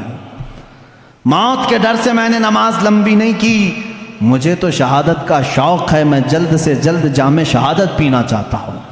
حضرت خبیب کو سولی پر چڑھایا کافروں نے۔ کیا ہم میں سے کسی کے ساتھ یہ مظالم ہوئے ہیں آج؟ میں نوجوانوں سے پوچھتا ہوں کہ آج کون سی چیز ہے جو تمہیں نماز سے روکی ہوئی ہے؟ کیا کبھی کسی نے تمہارا کلیجہ نکال کر باہر رکھا؟ کیا کبھی تمہارا کسی نے کان کاٹا، کسی نے ہونٹ کاٹے، کسی نے تمہاری آنکھوں میں سلائیاں پھیری؟ تم تو گرم بستروں پر سو کر کے نماز چھوڑتے ہو، مؤذن صدائیں دیتا رہتا ہے، باوجود تمہیں آواز آنے کے تم مسجد کی طرف آنا نہیں چاہتے۔ آج لوگوں کی سستی اور کاہلی یہاں تک لے آئی ہے، میرا مولا دن میں تمہیں 10 مرتبہ یہ آواز دیتا ہے حی علی الفلاح، کامیابی کی طرف آ جاؤ۔ تم میں سے کوئی اس کی طرف کان نہیں دھرنا چاہتا۔ یاد رکھنا قیامت کے دن یہ سب صحابہ بھی میرے نبی کی فہرست، میرے نبی کی جماعت میں ہوں گے، اور اس وقت ہم کیا چہرہ لے کر کے ان کے سامنے کھڑے رہیں گے۔ اگر ہم سے سوال ہو، ہم سولی پر چڑھ کر کے بھی نماز نہیں چھوڑنا چاہتے، ہماری آخری خواہش پوچھی جاتی تو ہم سجدہ پسند کرتے۔ اے بندے تجھے کیا ہوا تھا؟ تجھے اللہ نے اچھی صحت بھی دی تھی، تجھے طاقت بھی دی تھی، دولت بھی دی تھی، اور آزادی بھی دیا تھا۔ یہاں تمہارے سروں پر تلواریں نہیں ناچ رہی ہیں کہ تمہیں نماز سے روکا گیا ہو، اس کے باوجود تم خوشی خوشی نماز چھوڑتے تھے، تم چاہ کر کے نماز چھوڑتے تھے۔ ان صحابہ کو جواب دینے کے لیے کسی کے پاس آج ہمارے پاس ہے تیاری؟ اگر نہیں ہے تو میرے عزیزوں نمازوں کی طرف توجہ کرو۔ یہ وہ صحابہ ہیں رضوان اللہ تعالیٰ علیہ مجمعین جن کے واقعات پڑھتے پڑھتے ہمارے جسم کے رونگٹے کھڑے ہو جاتے ہیں، ہمارے جسم کی کپ کپی چھوٹ جاتی ہے۔ انہوں نے کسی موقع پر بھی دین کو نہیں بیچا۔ ایک جوان صحابی عبداللہ بن حذافہ سہمی رضی اللہ تعالیٰ، یہ رومی لشکر میں ایک بار جنگ میں گئے تھے، روم، ملک روم، وہاں کے سپاہیوں نے ان کو قید کر دیا اور عیسائی بادشاہ کے پاس لے کر آ گئے۔ جوان ہیں، غالباً ان کی عمر 22-23 سال کی ہے۔ بہت سارے مسلمان بھی قیدی تھے، ان کو بھی پکڑ کے لائے۔ یہ بہت حسین و جمیل تھے، بہت بہادر تھے۔ نوجوانوں سنو، بادشاہ کے پاس قیدی بن کر کے آئے۔ بادشاہ نے کہا تو اپنا پرانا دین چھوڑ، میرے دین میں آ جا، میں تجھے اپنا سپاہی بناتا ہوں، وزیر بناتا ہوں۔ کہا اتنی ہلکی دولت کے لیے اتنا بڑا سودا ہرگز نہیں ہو سکے گا، ہم دین کو اتنی ہلکی دولت پر نہیں بیچ سکتے۔ بادشاہ نے سختیاں کرنا شروع کی، یہاں تک کہ بادشاہ کے سامنے ایک بڑے دیگ میں تیل رکھا گیا اور کھولایا گیا، گرم کیا گیا۔ ایک مسلمان قیدی کو لا کر کے اس میں ڈال دیا بادشاہ نے، وہ تیل میں جل گئے۔ عبداللہ بن حذافہ کو کہا گیا دیکھ تیرے ساتھ بھی ہم وہی کریں گے، اگر تو دین کو قبول کر لیتا ہے تو ٹھیک ہے۔ وہاں ان کے پاس رخصت تھی، شریعت نے یہ اجازت دی تھی، تھوڑی دیر کے لیے اگر چاہو دل سے ایمان نہ نکالو، زبان سے کہہ دیا ہوتا تو جان بچتی، لیکن ان صحابہ نے رخصت پر کبھی عمل نہیں کی، وہ عزیمت پر عمل کرتے رہے۔ کہا اس تیل میں جانے سے مجھے کوئی گھبراہٹ نہیں، مجھے تو جہنم کا خوف لگتا ہے، مجھے تو جہنم کا خوف ہے، اس تیل کا کوئی ڈر نہیں۔ بادشاہ نے دیکھا یہ ٹس سے مس نہیں ہوتا، کچھ بھی نہیں کرتا۔ آخری میں بادشاہ نے کہا تو ایک بار میرے سامنے سجدہ کر لے، میری تعظیم کر لے، میں تجھے چھوڑ دوں گا۔ کہا یہ ناممکن بات ہے، ناممکن ہے، میں ایک ہی خدا کو سجدہ کرتا ہوں، میں تو اپنے نبی محمد صلی اللہ علیہ وسلم کو سجدہ نہیں کرتا، تو تجھے کیسے سجدہ کروں؟ نوجوان صحابی کا ایمان دیکھیں، بادشاہ کے محل میں کھڑے ہو کر جب ان کی آزمائش کا وقت تھا، اور اللہ کہاں سے کیسے بچانا ہے یہ وہ بہتر جانتا ہے۔ اخیر میں بادشاہ نے کہا ایسا نوجوان میں نے اپنی زندگی میں نہیں دیکھا، زندگی میں نہیں دیکھا۔ وہ عیسائی بادشاہ تھا، لاسٹ میں اس نے صرف اتنی بات کہی، اس نوجوان کو دیکھتے ہی یہ کہاں تک ڈٹا رہتا ہے۔ اخیر میں اس نے یہ آپشن دیا کہ ایک بار تو میری پیشانی کو چوم لے، میں تجھے چھوڑ دوں گا۔ کہا میرے سارے ساتھی مسلمانوں کو، کہا سب کو چھوڑ دوں گا۔ حضرت عبداللہ بن حذافہ نے کہا ایک بار پیشانی چوم لینے سے کیا ہے؟ وہ گئے اور اس کی پیشانی کو چوما، اور بادشاہ نے صرف اتنی بات پر ان کو بھی آزاد کیا، پورے مسلمان قیدیوں کو بھی آزاد کیا۔ جب وہ مدینہ لوٹ آئے، حضرت عمر فاروق رضی اللہ تعالیٰ عنہ کو یہ واقعہ سنانے لگے۔ حضرت عمر اپنے خلافت کے تخت سے اتر آئے، کہا اے عبداللہ لاؤ تمہارا ماتھا میں چومتا ہوں۔ یہ وہ لوگ ہیں جو دین کو کہیں بیچنے نہیں جاتے تھے، کہیں دین کا سمجھوتہ کرنے نہیں جاتے تھے۔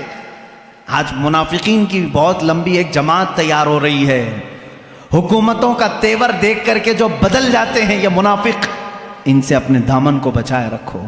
جنہوں نے ہماری مسجدیں بیچ دیں، جنہوں نے ہمارے عبادت گاہیں بیچ دیں چند سکوں پر، چند ٹکوں پر، یہ وہ لوگ ہیں جو آخرت کا سودا کر چکے ہیں دنیا کے بدلے۔ میرے عزیزوں، صرف نام مسلمان رکھ لینا کافی نہیں ہے، مسلمان وہ ہے جو اپنا سب کچھ اللہ اور اس کے رسول کے لیے بیچ دیتا ہے، اپنی جان تک وہ قربان کرتا ہے۔ صحابہ کی باتیں آج مجھے کہنا اس لیے بھی ضروری تھا کہ اگر ہم ان کے تذکرے نہ سنائیں تو کیا پہاڑی چوہوں کے واقعات سناؤں آپ کے سامنے، بھیڑ بکریوں کے واقعات سناؤں، لومڑی کتے کے واقعات سناؤں، جو آج بہت سارے سیلیبس کی کتابوں میں بھرے ہوئے ہیں؟ اپنے بچوں کو اگر واقعات سناؤ تو بلال حبشی کے سناؤ کہ یہ کبھی نہ ڈرے۔ اگر اپنے بچوں کو سناؤ واقعات تو حضرت خبیب کے واقعات سناؤ، حضرت سلمان فارسی رضی اللہ تعالیٰ عنہ کے سناؤ کہ جنہوں نے پوری زندگی تلاش رسول میں ختم کر دی تھی۔ جانتے ہیں یہ 3 بار بکے ہیں۔ حضرت سلمان فارسی پہلے مجوسی باپ کے بیٹے تھے، آگ کی پوجا کرتا تھا ان کا باپ، وہ عیسائیوں کو دیکھ کر کے ان کو اچھا لگا، عیسائی بن گئے۔ ملک شام میں عیسائی بن کر رہے، پوری تعلیم حاصل کی، لیکن وہ اچھے عیسائیوں کے شاگرد تھے، ایمان والے۔ ہر عیسائی ان سے کہتا تھا اے سلمان، وہ آخری رسول کے آنے کا وقت قریب ہے، اگر تیری زندگی میں آ جائے تو ان پر ایمان لانا۔ حضرت سلمان فارسی اس انتظار میں سالوں گزار گئے، ملک شام کے کئی علاقوں میں، پھر عراق میں رہے۔ پھر اس کے بعد عرب سے ایک قافلہ آیا تھا تجارت کا، ان سے پوچھے عرب میں کوئی ایسی زمین ہے جہاں جھنڈ کے جھنڈ کھجوروں کے درخت ہیں؟ اس نے کہا ہاں یہ یثرب ہے۔ حضرت سلمان نے کہا کیا تم مجھے وہاں لے جا سکتے ہو؟ اس لیے کہ میں نے اپنی کتابوں میں پڑھا ہے آخری رسول اسی زمین میں آنے والا ہے۔ وہ لے کر کے آیا عرب، لیکن یہاں لا کر کے ایک یہودی کے ہاتھ میں بیچ دیا، آزاد آدمی کو لا کر بیچ دیا۔ مدینے کا ایک یہودی وہ غلام بنا کر کے رکھا، یہاں تک کہ رسول کریم صلی اللہ تعالیٰ علیہ وسلم کے آنے کی جس وقت خبر ہوئی مدینے میں، حضرت سلمان فارسی درخت کے اوپر بیٹھے ہوئے تھے کھجور کے، اور کھجور کا درخت کافی لمبا ہوتا ہے، کھجوروں کی صفائی کر رہے تھے۔ ان کا آقا اور اس کا بھتیجا دونوں نیچے بات کر رہے تھے، ارے سنا ہے مدینے میں محمد صلی اللہ علیہ وسلم آئے ہیں جو یہ کہتے ہیں میں اللہ کا آخری رسول ہوں۔ وہ دونوں بات کر رہے تھے، اتنا سن کر کے وہ وہیں سے اچھل کر آ گئے، نیچے آ گئے۔ کیا کہا تم نے؟ ان کے مالک نے ان کو کہا تو غلام ہے، ہمارے آقاؤں کی بات میں کیا سننے آیا ہے؟ تو اپنے کام پر لگ۔ ان کو نہیں بتایا۔ حضرت سلمان فارسی کو اسی دن سے بے قراری لگ گئی۔ حضور اکرم صلی اللہ تعالیٰ علیہ وسلم جب مدینے میں آئے، یہ تو تورات اور انجیل پڑھے ہوئے تھے حضرت سلمان، ان کو علامتیں بھی معلوم تھی، آخری رسول کی علامتیں کیا ہے۔ آئے مدینہ طیبہ میں حضور صلی اللہ تعالیٰ علیہ وسلم کو، اب دیکھیں ان کے پاس 3 علامتیں تھیں، وہ ڈھونڈنے کے لیے آئے، پہلے ابھی ایمان لائے نہیں تھے۔ ایک دن کھجوریں لے کر کے آئے، حضور سے کہا یہ صدقے کی کھجوریں لے لیں، حضور نے لیا اور سب کو بانٹ دیا، ایک بھی نہیں کھایا۔ حضرت سلمان نے مسکرایا، انجیل میں لکھا ہے وہ رسول صدقہ کبھی نہیں کھائے۔ دوسرے دن کھجوریں لے کر کے گئے اور کہا یا رسول، یہ حضور صلی اللہ علیہ وسلم کے پاس کہ یہ ہدیہ ہے آپ لے، حضور نے وہ بھی کھایا بھی اور سب کو بانٹا بھی۔ سلمان فارسی کہتے ہیں یہ بھی کتابوں میں لکھا ہے وہ آخری رسول ہدیہ قبول کرتے ہیں اور صدقہ قبول نہیں کرتے۔ تیسرے دن ایک اور علامت انہیں دیکھنی تھی، حضور صلی اللہ تعالیٰ علیہ وسلم کے جسم اقدس پر ایک چادر تھی، تہبند تھی، ایک جنازے میں شریک تھے حضور۔ یہ سلمان فارسی تیسرے دن ایک اور نشانی دیکھنے کے لیے کبھی آگے آتے تھے، کبھی پیچھے ادھر ادھر آتے تھے۔ جنازے سے جب فارغ ہوئے، وہ جس نشانی کو ڈھونڈنے آئے تھے حضور صلی اللہ تعالیٰ علیہ وسلم نے خود ان کو بتایا، اے سلمان 2 دن تو نے دیکھ لیا، تیسرے دن جو دیکھنے آئے ہو یہ عالم الغیب رسول تھے۔ تیسرے دن جو تم دیکھنے آئے ہو، اپنی چادر ہٹائی، اپنے کندھوں سے چادر ہٹائی، میرے آقا صلی اللہ تعالیٰ علیہ وسلم کے دونوں کندھوں کے بیچ میں مہر نبوت تھی۔ ایک مہر نبوت انڈے کی شکل کی، اتنی تیز روشنی اس میں سے ہوتی تھی کہ لوگ دیکھنے والے دیکھتے رہ جاتے، وہ خاتم النبیین کی مہر تھی۔ حضرت سلمان نے کتاب میں وہ بھی پڑھا تھا کہ وہ آخری رسول کے دونوں شانوں کے بیچ میں مہر ہوگی ختم نبوت کی۔ حضور صلی اللہ علیہ وسلم نے چادر ہٹائی اور کہا اے سلمان تم یہی دیکھنے کے لیے آئے تھے؟ حضرت سلمان فارسی نے کہا ہاں میں تو ایک دیکھنے کے لیے آیا تھا، آپ نے 2 دکھائے ہیں۔ کہا کیا؟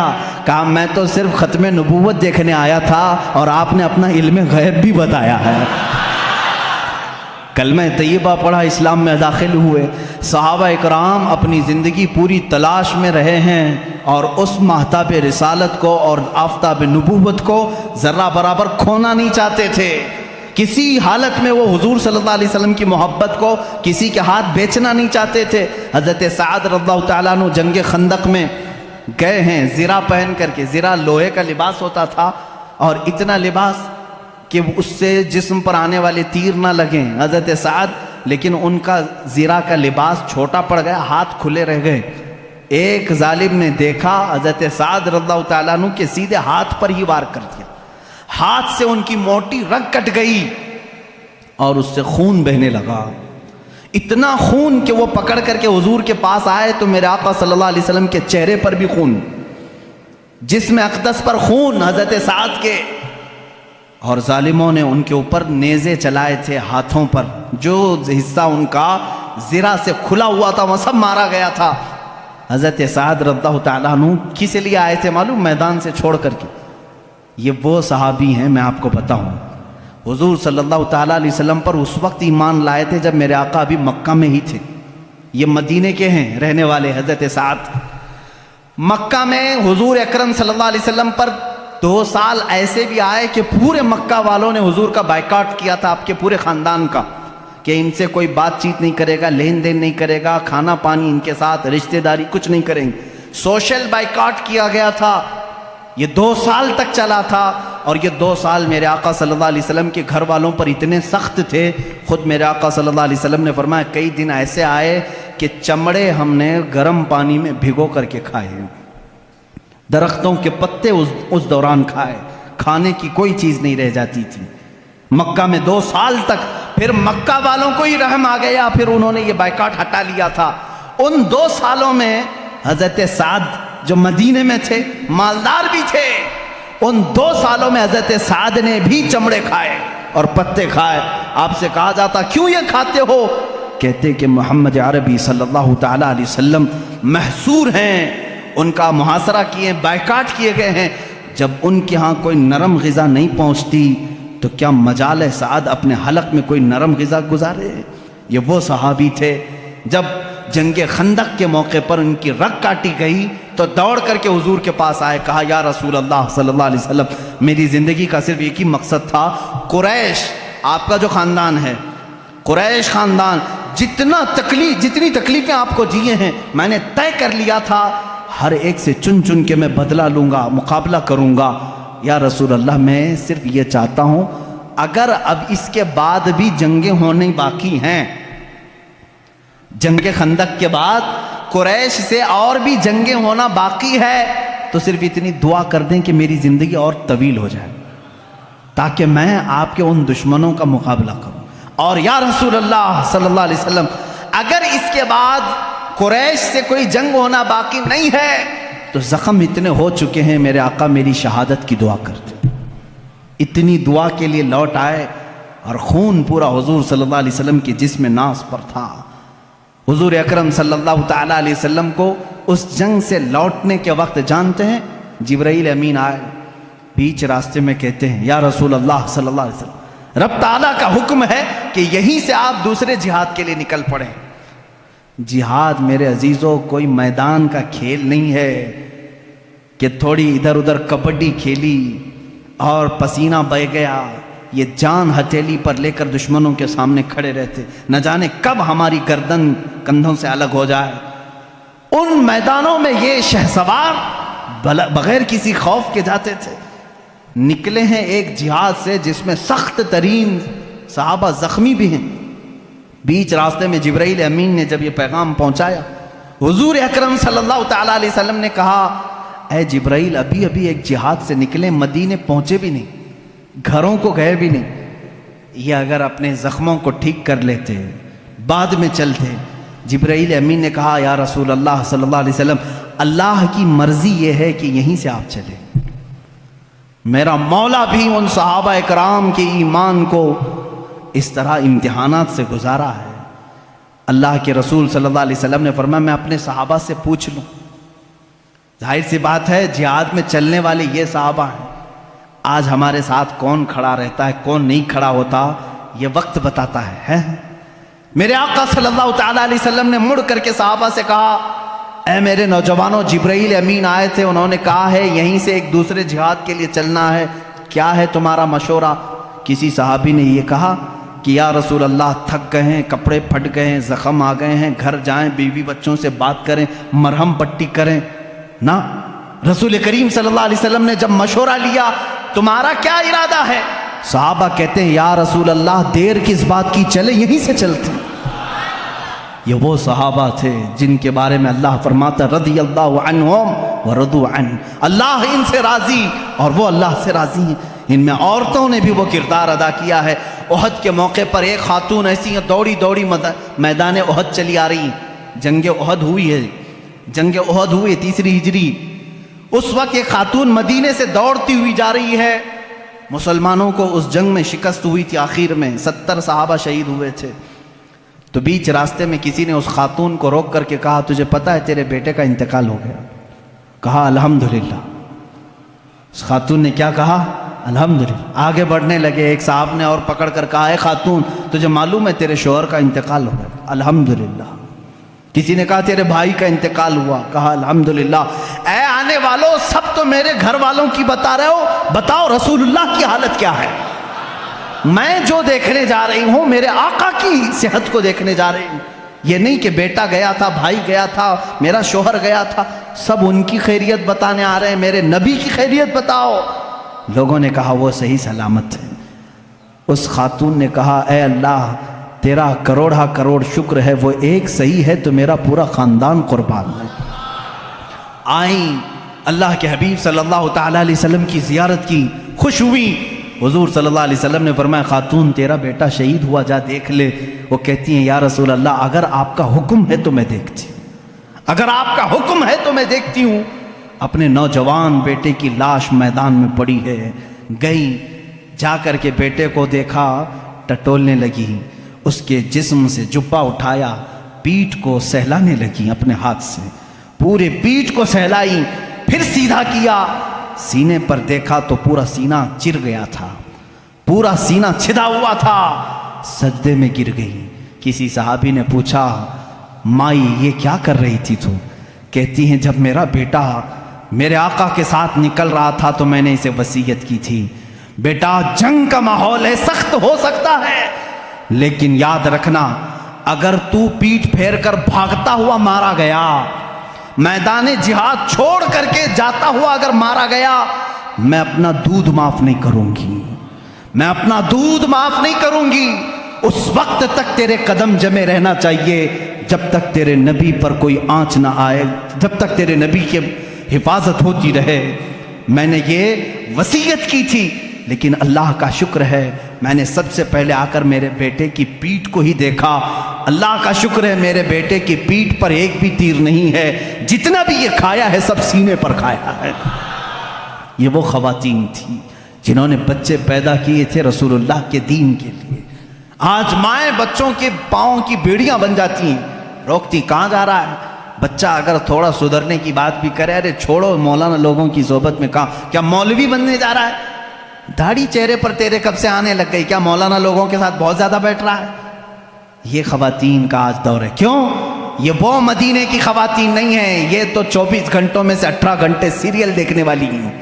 یہ وہ ہیں جو فلموں کی دل دادا ہیں، ان کی نظروں میں آئیڈیل کوئی اور ہے۔ لیکن اے نوجوانوں، اگر میری باتیں خواتین سنتی بھی ہیں، ان سے بھی میں کہوں گا اگر ذرا برابر بھی ایمان ہے تو اپنے گھروں میں حسنین جیسے بچے پیدا کرو، ان کی تربیت حسن و حسین جیسی ہو، اس لیے کہ پھر تمہیں فاطمہ زہرا کے ساتھ جنت میں جانے کا شرف بھی ملے گا۔ قیامت کے دن جو خواتین سیدہ کائنات کے ساتھ جائیں گی تمہارا بھی نام شامل ہوگا۔ صحابہ کی سیرت یہ ناتمام ہے میرے عزیزو، جتنی بھی باتیں میں سناؤں ان کی قربانیاں ایسی ہیں کہ رسول کریم صلی اللہ تعالیٰ علیہ وسلم کے لیے ان کی محبت ایسی۔ ایک واقعہ میرا دل دہلا دیتا ہے۔ ایک خاتون، میں نے کہا تھا ابھی، 1.5 سال کے بچے کو لے کر کے آئی تھی اور حضور کے پاس پیش کرتی ہیں، کہتی ہیں یا رسول اللہ اسے بھی لے کر کے جائیں۔ آقا نے پوچھا اس کا کیا کریں؟ کہتی ہیں اپنے مجاہدین صحابہ کے ہاتھ میں دے دیں، جب دشمنوں کی طرف سے تیر آئے گا تو میرے بچے کو ڈھال تو بنایا جا سکے۔ میرے گھر میں اس بچے کے علاوہ کوئی نہیں ہے۔ یوں ہی ان کو اللہ نے نہیں کہا رضی اللہ عنہم ورضوا عنہ۔ بدر کے میدان میں میرے آقا جا رہے ہیں، مدینے کے ایک گھر میں جھگڑے کی آواز آ رہی ہے۔ کس کے جھگڑے کی؟ باپ بیٹا جھگڑا کر رہے ہیں۔ کان لگا کر کے لوگوں نے سنا کس بات پر جھگڑا ہو رہا ہے۔ باپ کہتا ہے جنگ بدر میں میں جاؤں گا، بیٹا کہتا ہے میں جاؤں گا۔ گھر میں 2 میں سے کسی ایک کو رہنا ضروری تھا۔ رات کے وقت دونوں باپ بیٹوں نے قرآن اندازی کی، چٹھی ڈالیں گے، جس کے نام کی چٹھی نکلے گی وہ جائے گا۔ دونوں نے قرآن نکالا۔ باپ بوڑھے تھے، بیٹے جوان تھے۔ جوان کہتا ہے کہ نہیں میں جاؤں گا، بوڑھے جو تھے وہ کہتے ہیں نہیں میری تو عمر ہو گئی، مجھے جانے دے، شہادت مجھے حاصل کرنے تھے۔ دونوں کے درمیان جب یہ بات ہونے لگی تو حضور صلی اللہ تعالیٰ علیہ وسلم کو بھی اس کی خبر ہوئی، چٹھی نکالی گئی، قرآن ڈالو۔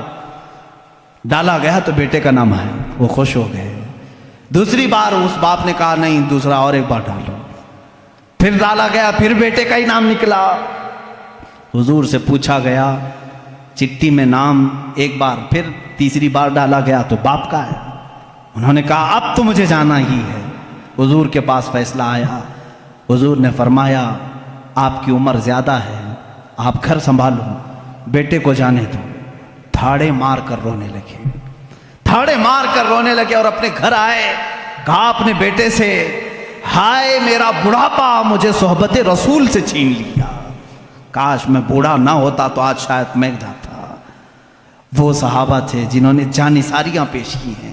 ناموس رسالت کی آج بات آتی ہے تو لوگ آئیں کائیں کرتے ہیں، اسی نبی کے نام کی آج بات آتی ہے تو لوگ بغلیں جھانکتے ہیں۔ آج یاد رکھو مسلمانوں، تمہاری اگر عزت باقی ہے تو اس نام رسول سے باقی ہے۔ اگر تم نے ناموس رسالت پر پہرا دینا چھوڑ دیا، دیکھ لینا تمہارے ساتھ وہ حشر ہوگا کہ تمہارے جسموں کے چھیٹڑے اچھالے جائیں گے، تمہارے گھروں کی ماں اور بہنوں کو بازار میں لا کر کے یہ بیچ دیں گے، اس لیے کہ اس امت کے ساتھ وہی حشر ہوگا جو اپنے نبی کی عزت کے لیے پہرا نہیں دے سکتی۔ یاد رکھنا، میں کہتا ہوں میرے ہر بچے کو یہ عہد کر لینا چاہیے میری جان بعد میں، عزت رسول پہلے مقام پر ہے، میرے نبی کی ذات پہلے مقام پر ہے۔ ایک صحابی ہے، ان کے ساتھ تو ایسا بھی ہوا کہ ان کی ماں کوستی تھی ان کو، وہ ایمان نہیں لائی تھی، وہ صحابی ایمان لائے تھے۔ وہ کہتی تھی بیٹھ کر کے مکہ میں بیٹھ کر کہتی تھی جب تک وہ میرے پاس واپس نہیں آئے گا میں سر پہ کنگھی نہیں کروں گی، گھر میں اندر نہیں جاؤں گی، دھوپ پہ بیٹھی رہتی تھی۔ وہ ماں کو چاہتے بھی تھے، دل بھر آیا کیا کروں ماں کو دیکھوں کہ اس طرف رسول پاک کو۔ اخیر میں مکہ سے ابو جہل اور کئی لوگ آئے، آ کر کے کہا سمجھایا تیری ماں مر جائے گی، دھوپ میں بیٹھی ہے، کنگھی نہیں کروں گی، ایسی قسمیں کھائی۔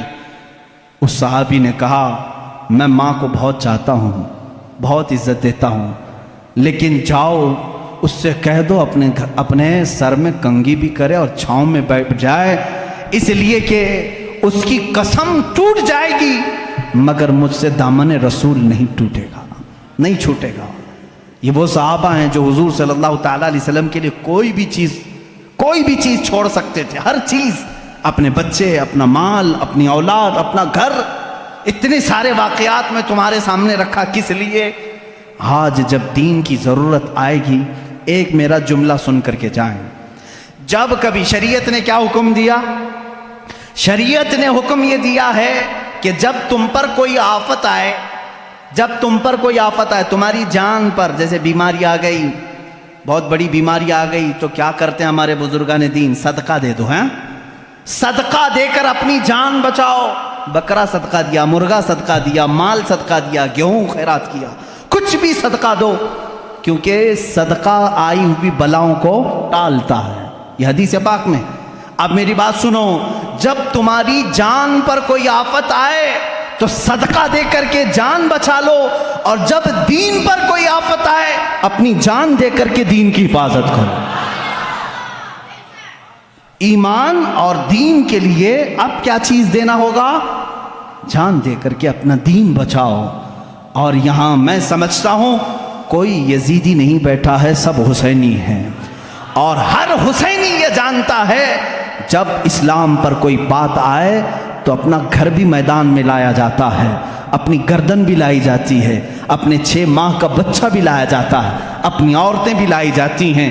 یہ نہیں دیکھا جاتا کہ میرے بعد میرے گھر کا کیا ہوگا، میری بیویوں کا کیا ہوگا، میری بہنوں کا کیا ہوگا، میرے بچوں کا کیا ہوگا، نہیں دیکھا جاتا۔ حسینی وہ ہے جو صرف یہ دیکھتا ہے اگر میری گردن جاتی ہے جائے، لیکن شریعت مصطفیٰ پر آنچ نہ آنے پائے۔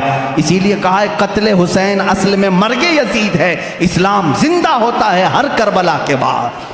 تم جان کے کٹنے کے بعد کبھی فکر نہ کرنا۔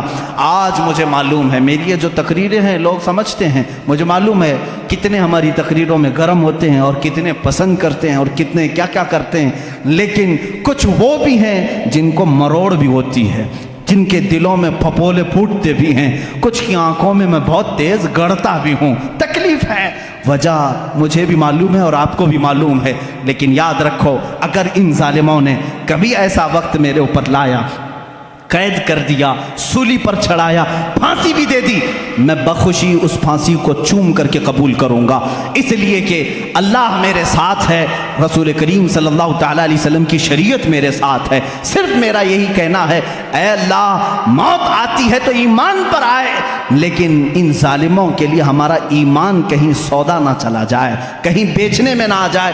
ان کی باتوں پر عزیزان گرامی آج حالات ایسے ہیں، ان صحابہ کے معاشرے کو زندہ کرنے کی ضرورت ہے۔ وہ صحابہ اپنی جانیں کیسے قربان کی ہیں۔ ایک جوان یہودی کا بیٹا ایک بار جلوہ رسول کو دیکھا فدا ہو گیا، باپ مارنے لگا، کہا دوبارہ جانا مت، کبھی جانا مت۔ نوجوان ہیں، باپ نے کہا دوبارہ کبھی جانا نہیں محمد کو دیکھنے کے لیے، لیکن وہ حضرت کہاں سے جائے جو ایک بار جلوہ رسول کو دیکھ لے؟ جس کا دل بدلنا ہوتا ہے مولا بدل چکا ہوتا ہے۔ یہودی گھر میں ہے، باپ نے زنجیریں باندھ دی ہاتھ پر پیروں پر، ماں نے بھی سختی کی، دروازے بند رکھے جاتے۔ اس حال میں اس نوجوان کو بیماری پکڑ لی، گھر سے باپ بھی نہیں بھیجتا، ماں بھی نہیں بھیجتی، بیمار ہو گیا، زنجیریں کھولی۔ اکلوتا بیٹا تھا یہودی ماں باپ کا، لیکن کٹر دشمن رسول تھے، نہیں جانے دیتے تھے۔ نوجوان بیمار ہو گیا، بیمار کا علاج بھی کرایا گیا، حکیم آئے، طبیب آئے، لیکن بیماری بڑھتی ہی گئی، اس لیے کہ یہ وہ بیماری ہے جس کا علاج بھی نہیں ہے۔ اعلیٰ حضرت رضی اللہ تعالیٰ عنہ نے فرمایا ہے جان ہے عشق مصطفیٰ روز فزوں کرے خدا، جس کو ہو درد کا مزہ ناز دوا اٹھائے کیوں، پھر کے گلی گلی تباہ ٹھوکریں سب کی کھائی کیوں، دل کو جو عقل دے خدا تیری گلی سے جائے کیوں۔ یہ وہ صحابہ کا درد تھا۔ اس نوجوان نے جب بیماری شدت پکڑ لی، ماں باپ کو رحم آ گیا، ترس آ گیا۔ اب وہ وقت بھی آیا، ایک بڑے حکیم نے آ کر کے مشورہ دیا، اس کی جان بلب ہے، اس کی جان نکلنے کا وقت ہے، یہ مر جائے گا۔ اب یہ زندہ رہنے کی اس کے اندر کوئی بھی صورت نظر نہیں آتی۔ ماں باپ سے کہا جو کھائے کھلا دو، جو پیے پلا دو۔ حکیم چلا گیا، ماں باپ رونے لگے، جوان بیٹا ہمارے سامنے چلا جائے گا۔ اس کے پاس آئے، پوچھنے لگے بیٹا اتنا بیمار ہو گیا، معاف کر دے، ہم نے تیرے ساتھ سختیاں کی تھی، لیکن تو خوش ہو جا، تو کیا چاہتا ہے، کیا کھانا چاہتا ہے، کیا پینا چاہتا ہے؟ اس نوجوان نے کہا ایک بار محمد عربی کا چہرہ دیکھنا چاہتا ہوں صلی اللہ تعالی علیہ وسلم۔ وہ ایمان لایا ہوا نہیں ہے، ایمان لایا ہوا نہیں ہے۔ اس باپ نے کہا اس کی تو حد ہو گئی، مرنے کے قریب آیا پھر بھی کہتا ہے اس کو دیکھوں گا۔ ماں نے روتے ہوئے کہا ایک بار تو بیٹے کی مان لو، کہہ دو محمد صلی اللہ علیہ وسلم کو دیکھنے کی اجازت دی جائے۔ وہ یہودی کہلا بھیجا ایک صحابی کے ذریعے کہ جاؤ محمد صلی اللہ علیہ وسلم سے کہہ دو میرا بیٹا بڑا بیمار ہے، ایک بار وہ میرے گھر آئیں، وہ دیکھنا چاہتا ہے مرنے سے پہلے۔ حضور صلی اللہ تعالیٰ علیہ وسلم، صبح کا وقت تھا، فجر کے بعد کا وقت تھا۔ حضور صلی اللہ علیہ وسلم سے جیسے ہی اس نے آ کر کے کہا اپنے صحابہ سمیت کہے چلو ہم اس کو دیکھنے کے لیے نکلتے ہیں۔ اللہ کے نبی صلی اللہ تعالیٰ علیہ وسلم تشریف لائے اور اس یہودی کے گھر میں جب بستر کے قریب گئے، اللہ اس کی جان میں جان آ گئی۔ وہ جو بیمار، وہ جو کمزور، اپنے جسم کو حرکت نہیں دے سکتا تھا، اللہ کے نبی کو اپنے سرانے کے پاس دیکھ کر کے مسکرا پڑا، چہرے میں جان آ گئی اور حضور کو دیکھتا رہا۔ میرے آقا صلی اللہ علیہ وسلم نے فرمایا اتنی تاخیر کس بات کی، کیا اب بھی مجھے آخری رسول نہیں تسلیم کرو گے؟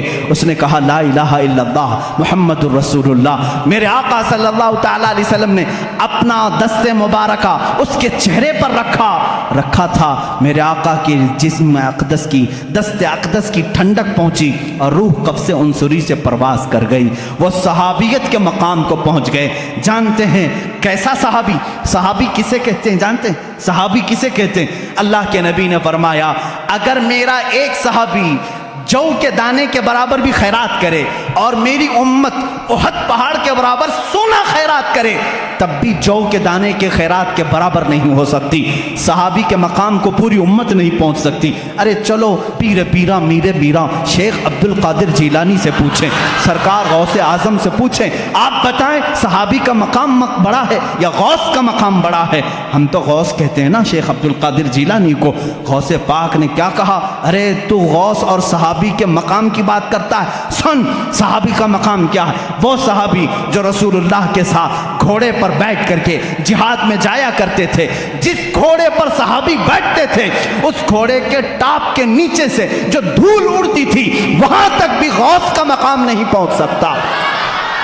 غوث کا مقام وہاں تک نہیں پہنچ سکتا، صحابی کے گھوڑے کے ٹاپ کے نیچے کی دھول تک اس صحابی کے مقام کو غوث نہیں پہنچ سکتا۔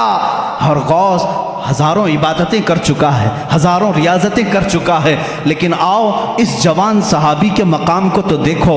صبح کے وقت میرے آقا تشریف لائے ہیں اور چند منٹوں کے بعد انتقال بھی ہو گیا ہے، اور صحابیت کا مقام اور حد یہ ہے کہ پوری زندگی میں ایک نماز پڑھنے کا بھی وقت نہیں آیا۔ فجر سے ظہر کے بیچ میں ایمان لائے، فجر سے ظہر کے بیچ میں ایمان لائے اور دنیا سے چلے بھی گئے، اور مقام کون سا حاصل کیا؟ صحابیت کا، غوث سے بھی بڑا مقام۔ یہ برکت تھی صرف جلوہ رسول کو دیکھنے کی۔ انہیں نہ دیکھا تو کس کام کی ہیں یہ آنکھیں کہ دیکھنے کی ہے ساری بہار آنکھوں میں۔ اگر رسول اللہ کو نہ دیکھا تو کس کام کی ہیں یہ آنکھیں؟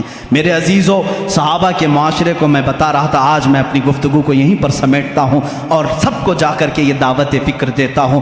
اگر جذبہ پیدا کرنا ہو تو آپ کو فلمی ہیرو اور دنیاوی کیریکٹر کو نہیں۔ آج میں اپنے نوجوانوں کو دیکھ کر کے کبھی کبھار سہم جاتا ہوں، تمہارے بال کس کی علامت ہیں؟ تمہارے کپڑے کس کی علامت ہیں؟ تم اپنے لباس کو پھاڑ کر کے پہن رہے ہو اس لیے کہ فلاں فلم میں کسی ہیرو نے کپڑے پھاڑ کر کے پہنے تھے۔ تم اپنے لباس کو دیکھو ذرا، اور تم اپنے بالوں کو لہراتے ہو کسی ہیرو کے سٹائل میں۔ تم غلام ان کے نہیں ہو، تم غلامی میں بندھے ہو رسول اللہ کی۔ تم کبھی یہ جا کر کے کیوں نہیں پوچھتے میرے آقا صلی اللہ علیہ وسلم کا لباس کیا تھا؟ چلو وہ اگر لباس نہ ملے تو کم سے کم یہ تو پوچھتے میرے نبی کو کون سی شکل پسند تھی، کون سی غذا پسند تھی۔ یہ وہ صحابہ تھے جو حضور کے ہر غذا کو چن چن کر کے پسند کر کے کھایا کرتے تھے۔ حضرت عثمان رضی اللہ تعالیٰ عنہ، حضرت ابو بکر، یہ وہ صحابہ ہیں۔ دسترخوان پر ایک بار کدو آیا، लौकी शरीफ आई, किसी ने कहा मुझे ये पसंद नहीं है, सहाबी खड़े हुए और तलवार निकाली, कहा वापस ले अपने जुमले को नहीं तो कत्ल कर दूंगा। कहा क्यों? कद्दू ना खाएंगे तो कत्ल करेंगे। कहा ना खाना ना खा, लेकिन ये ना कह के पसंद नहीं, इसलिए कि ये कद्दू मेरे नबी को पसंद है, मैं बर्दाश्त नहीं कर सकता इस चीज को। वो सहाबा का ईमान था। सिद्दीक़ अकबर के बेटे कहते हैं मैं काफिरों की तरफ से आया था जंग बदर में, आप हुजूर की तरफ से आए थे, बाद में वो ईमान लाए। वो बेटे कहते हैं आप 3 बार मेरी तलवार के नीचे आ गए थे लेकिन मैं मारा नहीं, आप बाप थे। सिद्दीक़ अकबर कहते हैं कसम खुदा की अगर तू एक बार भी आता तो मैं काट देता, इसलिए कि तू आया था दुश्मनाने रसूल के साथ। ये सहाबा का ईमान था। हज़रत उमर रज़ियल्लाहु ताला अन्हु रास्ते से जा रहे हैं, एक बार दरख्त के नीचे से अपना अमामा उसमें लटकाने लगे, उछल उछल के घोड़े पर बैठे थे। लोगों ने कहा ये क्या माजरा है, अमामा लटका रहे हैं उस पर। हज़रत उमर कहते हैं एक बार मैं नबी के साथ यहाँ से जा रहा था, ये दरख्त की टहनी थोड़ी नीचे लटक रही थी, मेरे आका का अमामा उसमें उलझ गया था, हुजूर का अमामा खुल गया, मेरे आका ने फिर से उसको बांधा और चले गए। आज मैं यहाँ से गुजर रहा था, टहनी ऊपर है, लेकिन मैं चाहता था कि नबी की अदा पर अमल कर लूँ, हुजूर की एक अदा भी छूटने ना पाए।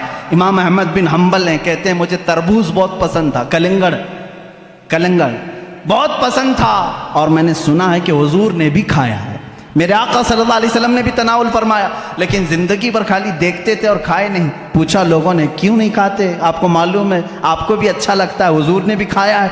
कहते मैं इंतज़ार में हूँ, हदीस ढूंढ रहा हूँ, अभी तक मुझे ये अभी तक हदीस नहीं मिली हुजूर ने इसके कितने टुकड़े करके खाए थे।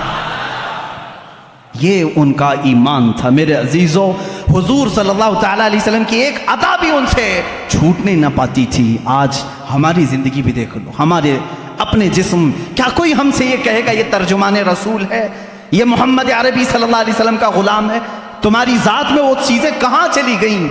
आज दुनिया फिर तुमसे देख रही है, पूरी दुनिया को आज फिर से साबित करके बताओ, जो जान मांगो तो जान दे दें, जो माल मांगो तो माल दे दें, मगर ये हमसे कभी ना होगा नबी का जाहो जलाल देते। हम अपने नबी की अमानतों के सफ़ीर हैं, हम अमीन हैं अपने नबी के अखलाक के। अपने बच्चों को सिखाओ, कहानियाँ वो नहीं, मेरे नबी की मोहब्बत की कहानियाँ सुनाओ। रसूलुल्लाह से सहाबा जो टूट करके चाहते थे, मोहब्बत करते थे, वो वाक़या सुनाओ, फिर देखना तुम्हारा बेटा कभी बुज़दिल नहीं पैदा होगा, कभी बुज़दिल नहीं होगा। आज हमारे मुआशरों से शेर गायब हो गए, सिर्फ नामों के शेर रह गए हैं, इसलिए कि तरबियत इनकी सहाबा के घरों की तरह नहीं होती। वो बद्र के मैदान के वो 2 शहजादे कहाँ हैं? मुआज़ और मुअव्विज़ 13 साल की उम्र के हैं, 13 साल की उम्र के हैं। और क्या किया इन्होंने? 2 छोटे नौजवानों ने, औरों ने अगर जहल को मारा, इन बच्चों ने अबू जहल को मारा, अबू जहल को मारा। उसमें से एक शहजादे हैं मुआज़, इन्होंने कत्ल किया था अबू जहल को, तारीख में रकम होगा। एक किसान सहाबी के बेटे थे ये 2, 13 साल की उम्र के, दोनों भाई हैं, दोनों ने गिरा करके मारा सरदार कुरैश को। अबू जहल के आखिरी अल्फाज क्या थे मालूम है? वो कहता है मुझे गम है इस बात का कि मुझ जैसा सरदार एक किसान के बच्चों से मारा जा रहा है, मुझे मौत का डर नहीं। लेकिन उस सहाबी के दर्जे को देखो, जज्बे को देखो। हज़रत मुआज़, उनके कंधे पर एक काफिर ने तलवार मार दी, कंधा लटक करके चमड़ी से लटक गया, मोंढा कट गया, बगल की चमड़ी से लटक गया, लेकिन उस शहजादे का जोश ठंडा नहीं। दूसरे हाथ में तलवार ली, हाथ लटक लटक के सामने आता था, बाएं हाथ से मैदान में आते थे। 13 साल का बच्चा होता क्या है? 13 साल की उम्र का बच्चा बाएं हाथ में तलवार लेकर के आ रहा है। सहाबा कहते हैं एक मंजर हमने ये भी देखा कि उस 13 साल बच्चे ने बीच मैदान में अपना ये हाथ अपने पैर के नीचे दबा के खींच के निकाल दिया, जो चमड़ी से लटक रहा था, और पुकार करके कहा मुझे उस हाथ की जरूरत नहीं जो अल्लाह की रजा में खलल अंदाजी कर रहा हो। बार बार लटक करके बाहर आता है। कभी तुमने ये सोचा कि मुझसे और मेरे रब से कौन सी चीजें हैं जो मुझे रोक करके रखी हैं? कौन सी वो चीजें हैं जो खलल अंदाजी कर रही हैं मुझे रब की इबादत करने से? ये इंटरनेट है, ये गाने बजाने हैं, क्या तुम्हें रोक नहीं रखे मस्जिदों से? वो बच्चे ने हाथ तोड़ के निकाल दिया, लटक रहा है, मुझे अल्लाह की रजा हासिल करने में खलल पैदा कर रहा है। तुमने अपने कानों से गाने तक नहीं निकाले आज तक। آج میں سمجھتا ہوں اس محفل میں عہد کر کے جاؤ یا رسول اللہ، میں ٹوٹ کر کے آپ سے محبت کرتا ہوں، میں اس جماعت میں ہونا چاہتا ہوں قیامت کے دن جس جماعت کو میرا مولا یہ کہے یہ وہ امت کے غیور نوجوان ہیں جنہوں نے اپنے کانوں کو دنیا کے گانوں سے بچایا تھا، دنیا کے نغموں سے بچایا تھا۔ اے نوجوانوں، غلیظ گانے سننا چھوڑ دو، غلیظ باتیں سننا چھوڑ دو، غلیظ معاشرے میں بیٹھنا چھوڑ دو، زبان کو پاک کرو۔ کیا ہوگا اس کا اجر؟ قیامت کے دن ان کو مولا فرمائے گا یہ سب کو لاؤ، یہ صرف نعت رسول سنتے تھے، قرآن سنتے تھے، ان کو لاؤ یہ گانے نہیں سنتے تھے۔ اللہ فرمائے گا اپنے نبی داؤد علیہ السلام کو کہا کہ ان کو سناؤ آپ اپنی زبان سے، ان کی زبان سے جو سنیں گے 100 سال تک سنیں گے۔ اللہ پوچھے گا اے بندو کیا خوش ہو گئے؟ وہ کہیں گے مولا اور سننا چاہتے ہیں۔ محشر کے دن پھر اللہ رب العزت جنت میں ان کو داخل کرنے کے بعد حوران جنت سے کہتا ہے اب تم اپنی آواز سے ان کو نغمے سناؤ۔ یہ اپنے کانوں کو گانوں سے بچاتے تھے، 100 سال تک حوریں سناتی رہیں گی۔ بعد میں مولا پوچھے گا اے بندے سیراب ہو گئے، خوش ہو گئے؟ اپنے کانوں کو تم نے دنیا میں بچایا تھا، آج میری جنت کی حوروں نے تمہیں نغمے سنائے ہیں، خوش ہو گئے؟ وہ بندے کہیں گے کاش ہم بھی ان بندوں میں ہوں۔ مولا سے کہیں گے مولا اور بھی سنایا جاتا تو اچھا ہوتا۔ اب رب فرماتا ہے داؤد علیہ السلام سے 100 سال سنایا گیا، حوران جنت سے 100 سال سنایا گیا۔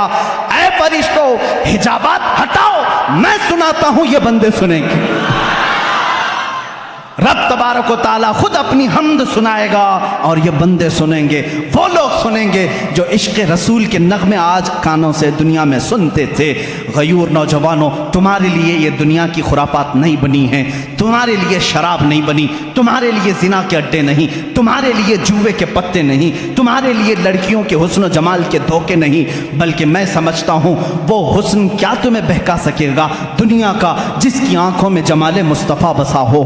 آج بھی تم کھڑے ہو کر کے یہی اعلان کرو جو صحابہ کہتے تھے یا رسول اللہ جب تک بکے نہ تھے تو کوئی پوچھتا نہ تھا، جب تک بکے نہ تھے تو کوئی پوچھتا نہ تھا، تم نے خرید کر ہمیں انمول کر دیا ہے، ہم انمول ہیں اور رسول اللہ کے ہیں۔ ہم کس کے ہیں؟ اللہ کے رسول کے ہیں، اور ساری دنیا اللہ کے رسول کے لیے بنائی گئی ہے، ساری چیزیں میرے آقا کے لیے بنائی گئی ہے، تو ہم کس کے لیے ہیں؟ رسول کے لیے ہیں۔ اسی پر میں گفتگو ختم کرتا ہوں جو امام اہل سنت فاضل بریلوی نے ہمیں تعلیم دی ہے۔ زمین و زمان تمہارے لیے، چنین و چنا تمہارے لیے، مکین و مکان تمہارے لیے، بنے دو جہاں تمہارے لیے، دہن میں زباں تمہارے لیے، بدن میں ہے جاں تمہارے لیے۔ یا رسول اللہ ہم آئے یہاں تمہارے لیے، اٹھے بھی وہاں تمہارے لیے، خلیل و نجی مسیح و صفی سبھی سے کہیں نہ بنی۔ یا رسول اللہ یہ بے خبری کی خلق پھری کہاں سے کہاں تمہارے لیے، اشارے سے چاند چیر دیا، چھپے ہوئے خور کو پھیر دیا، گئے ہوئے دن کو عصر کیا، یہ تاب و تواں تمہارے لیے۔ اخیر میں امام اہل سنت یہ پیغام دیتے ہیں صبا وہ چلے کہ باغ پھلے، وہ پھول کھلے کہ دن ہوں بھلے، لوا کے تلے جھنڈا ہوگا میرے آقا کے ہاتھوں میں، لوا کے تلے ثنا میں کھلے ہم سب کی زباں یا رسول اللہ تمہارے لیے۔ وآخر دعوانا الحمدللہ رب العالمین۔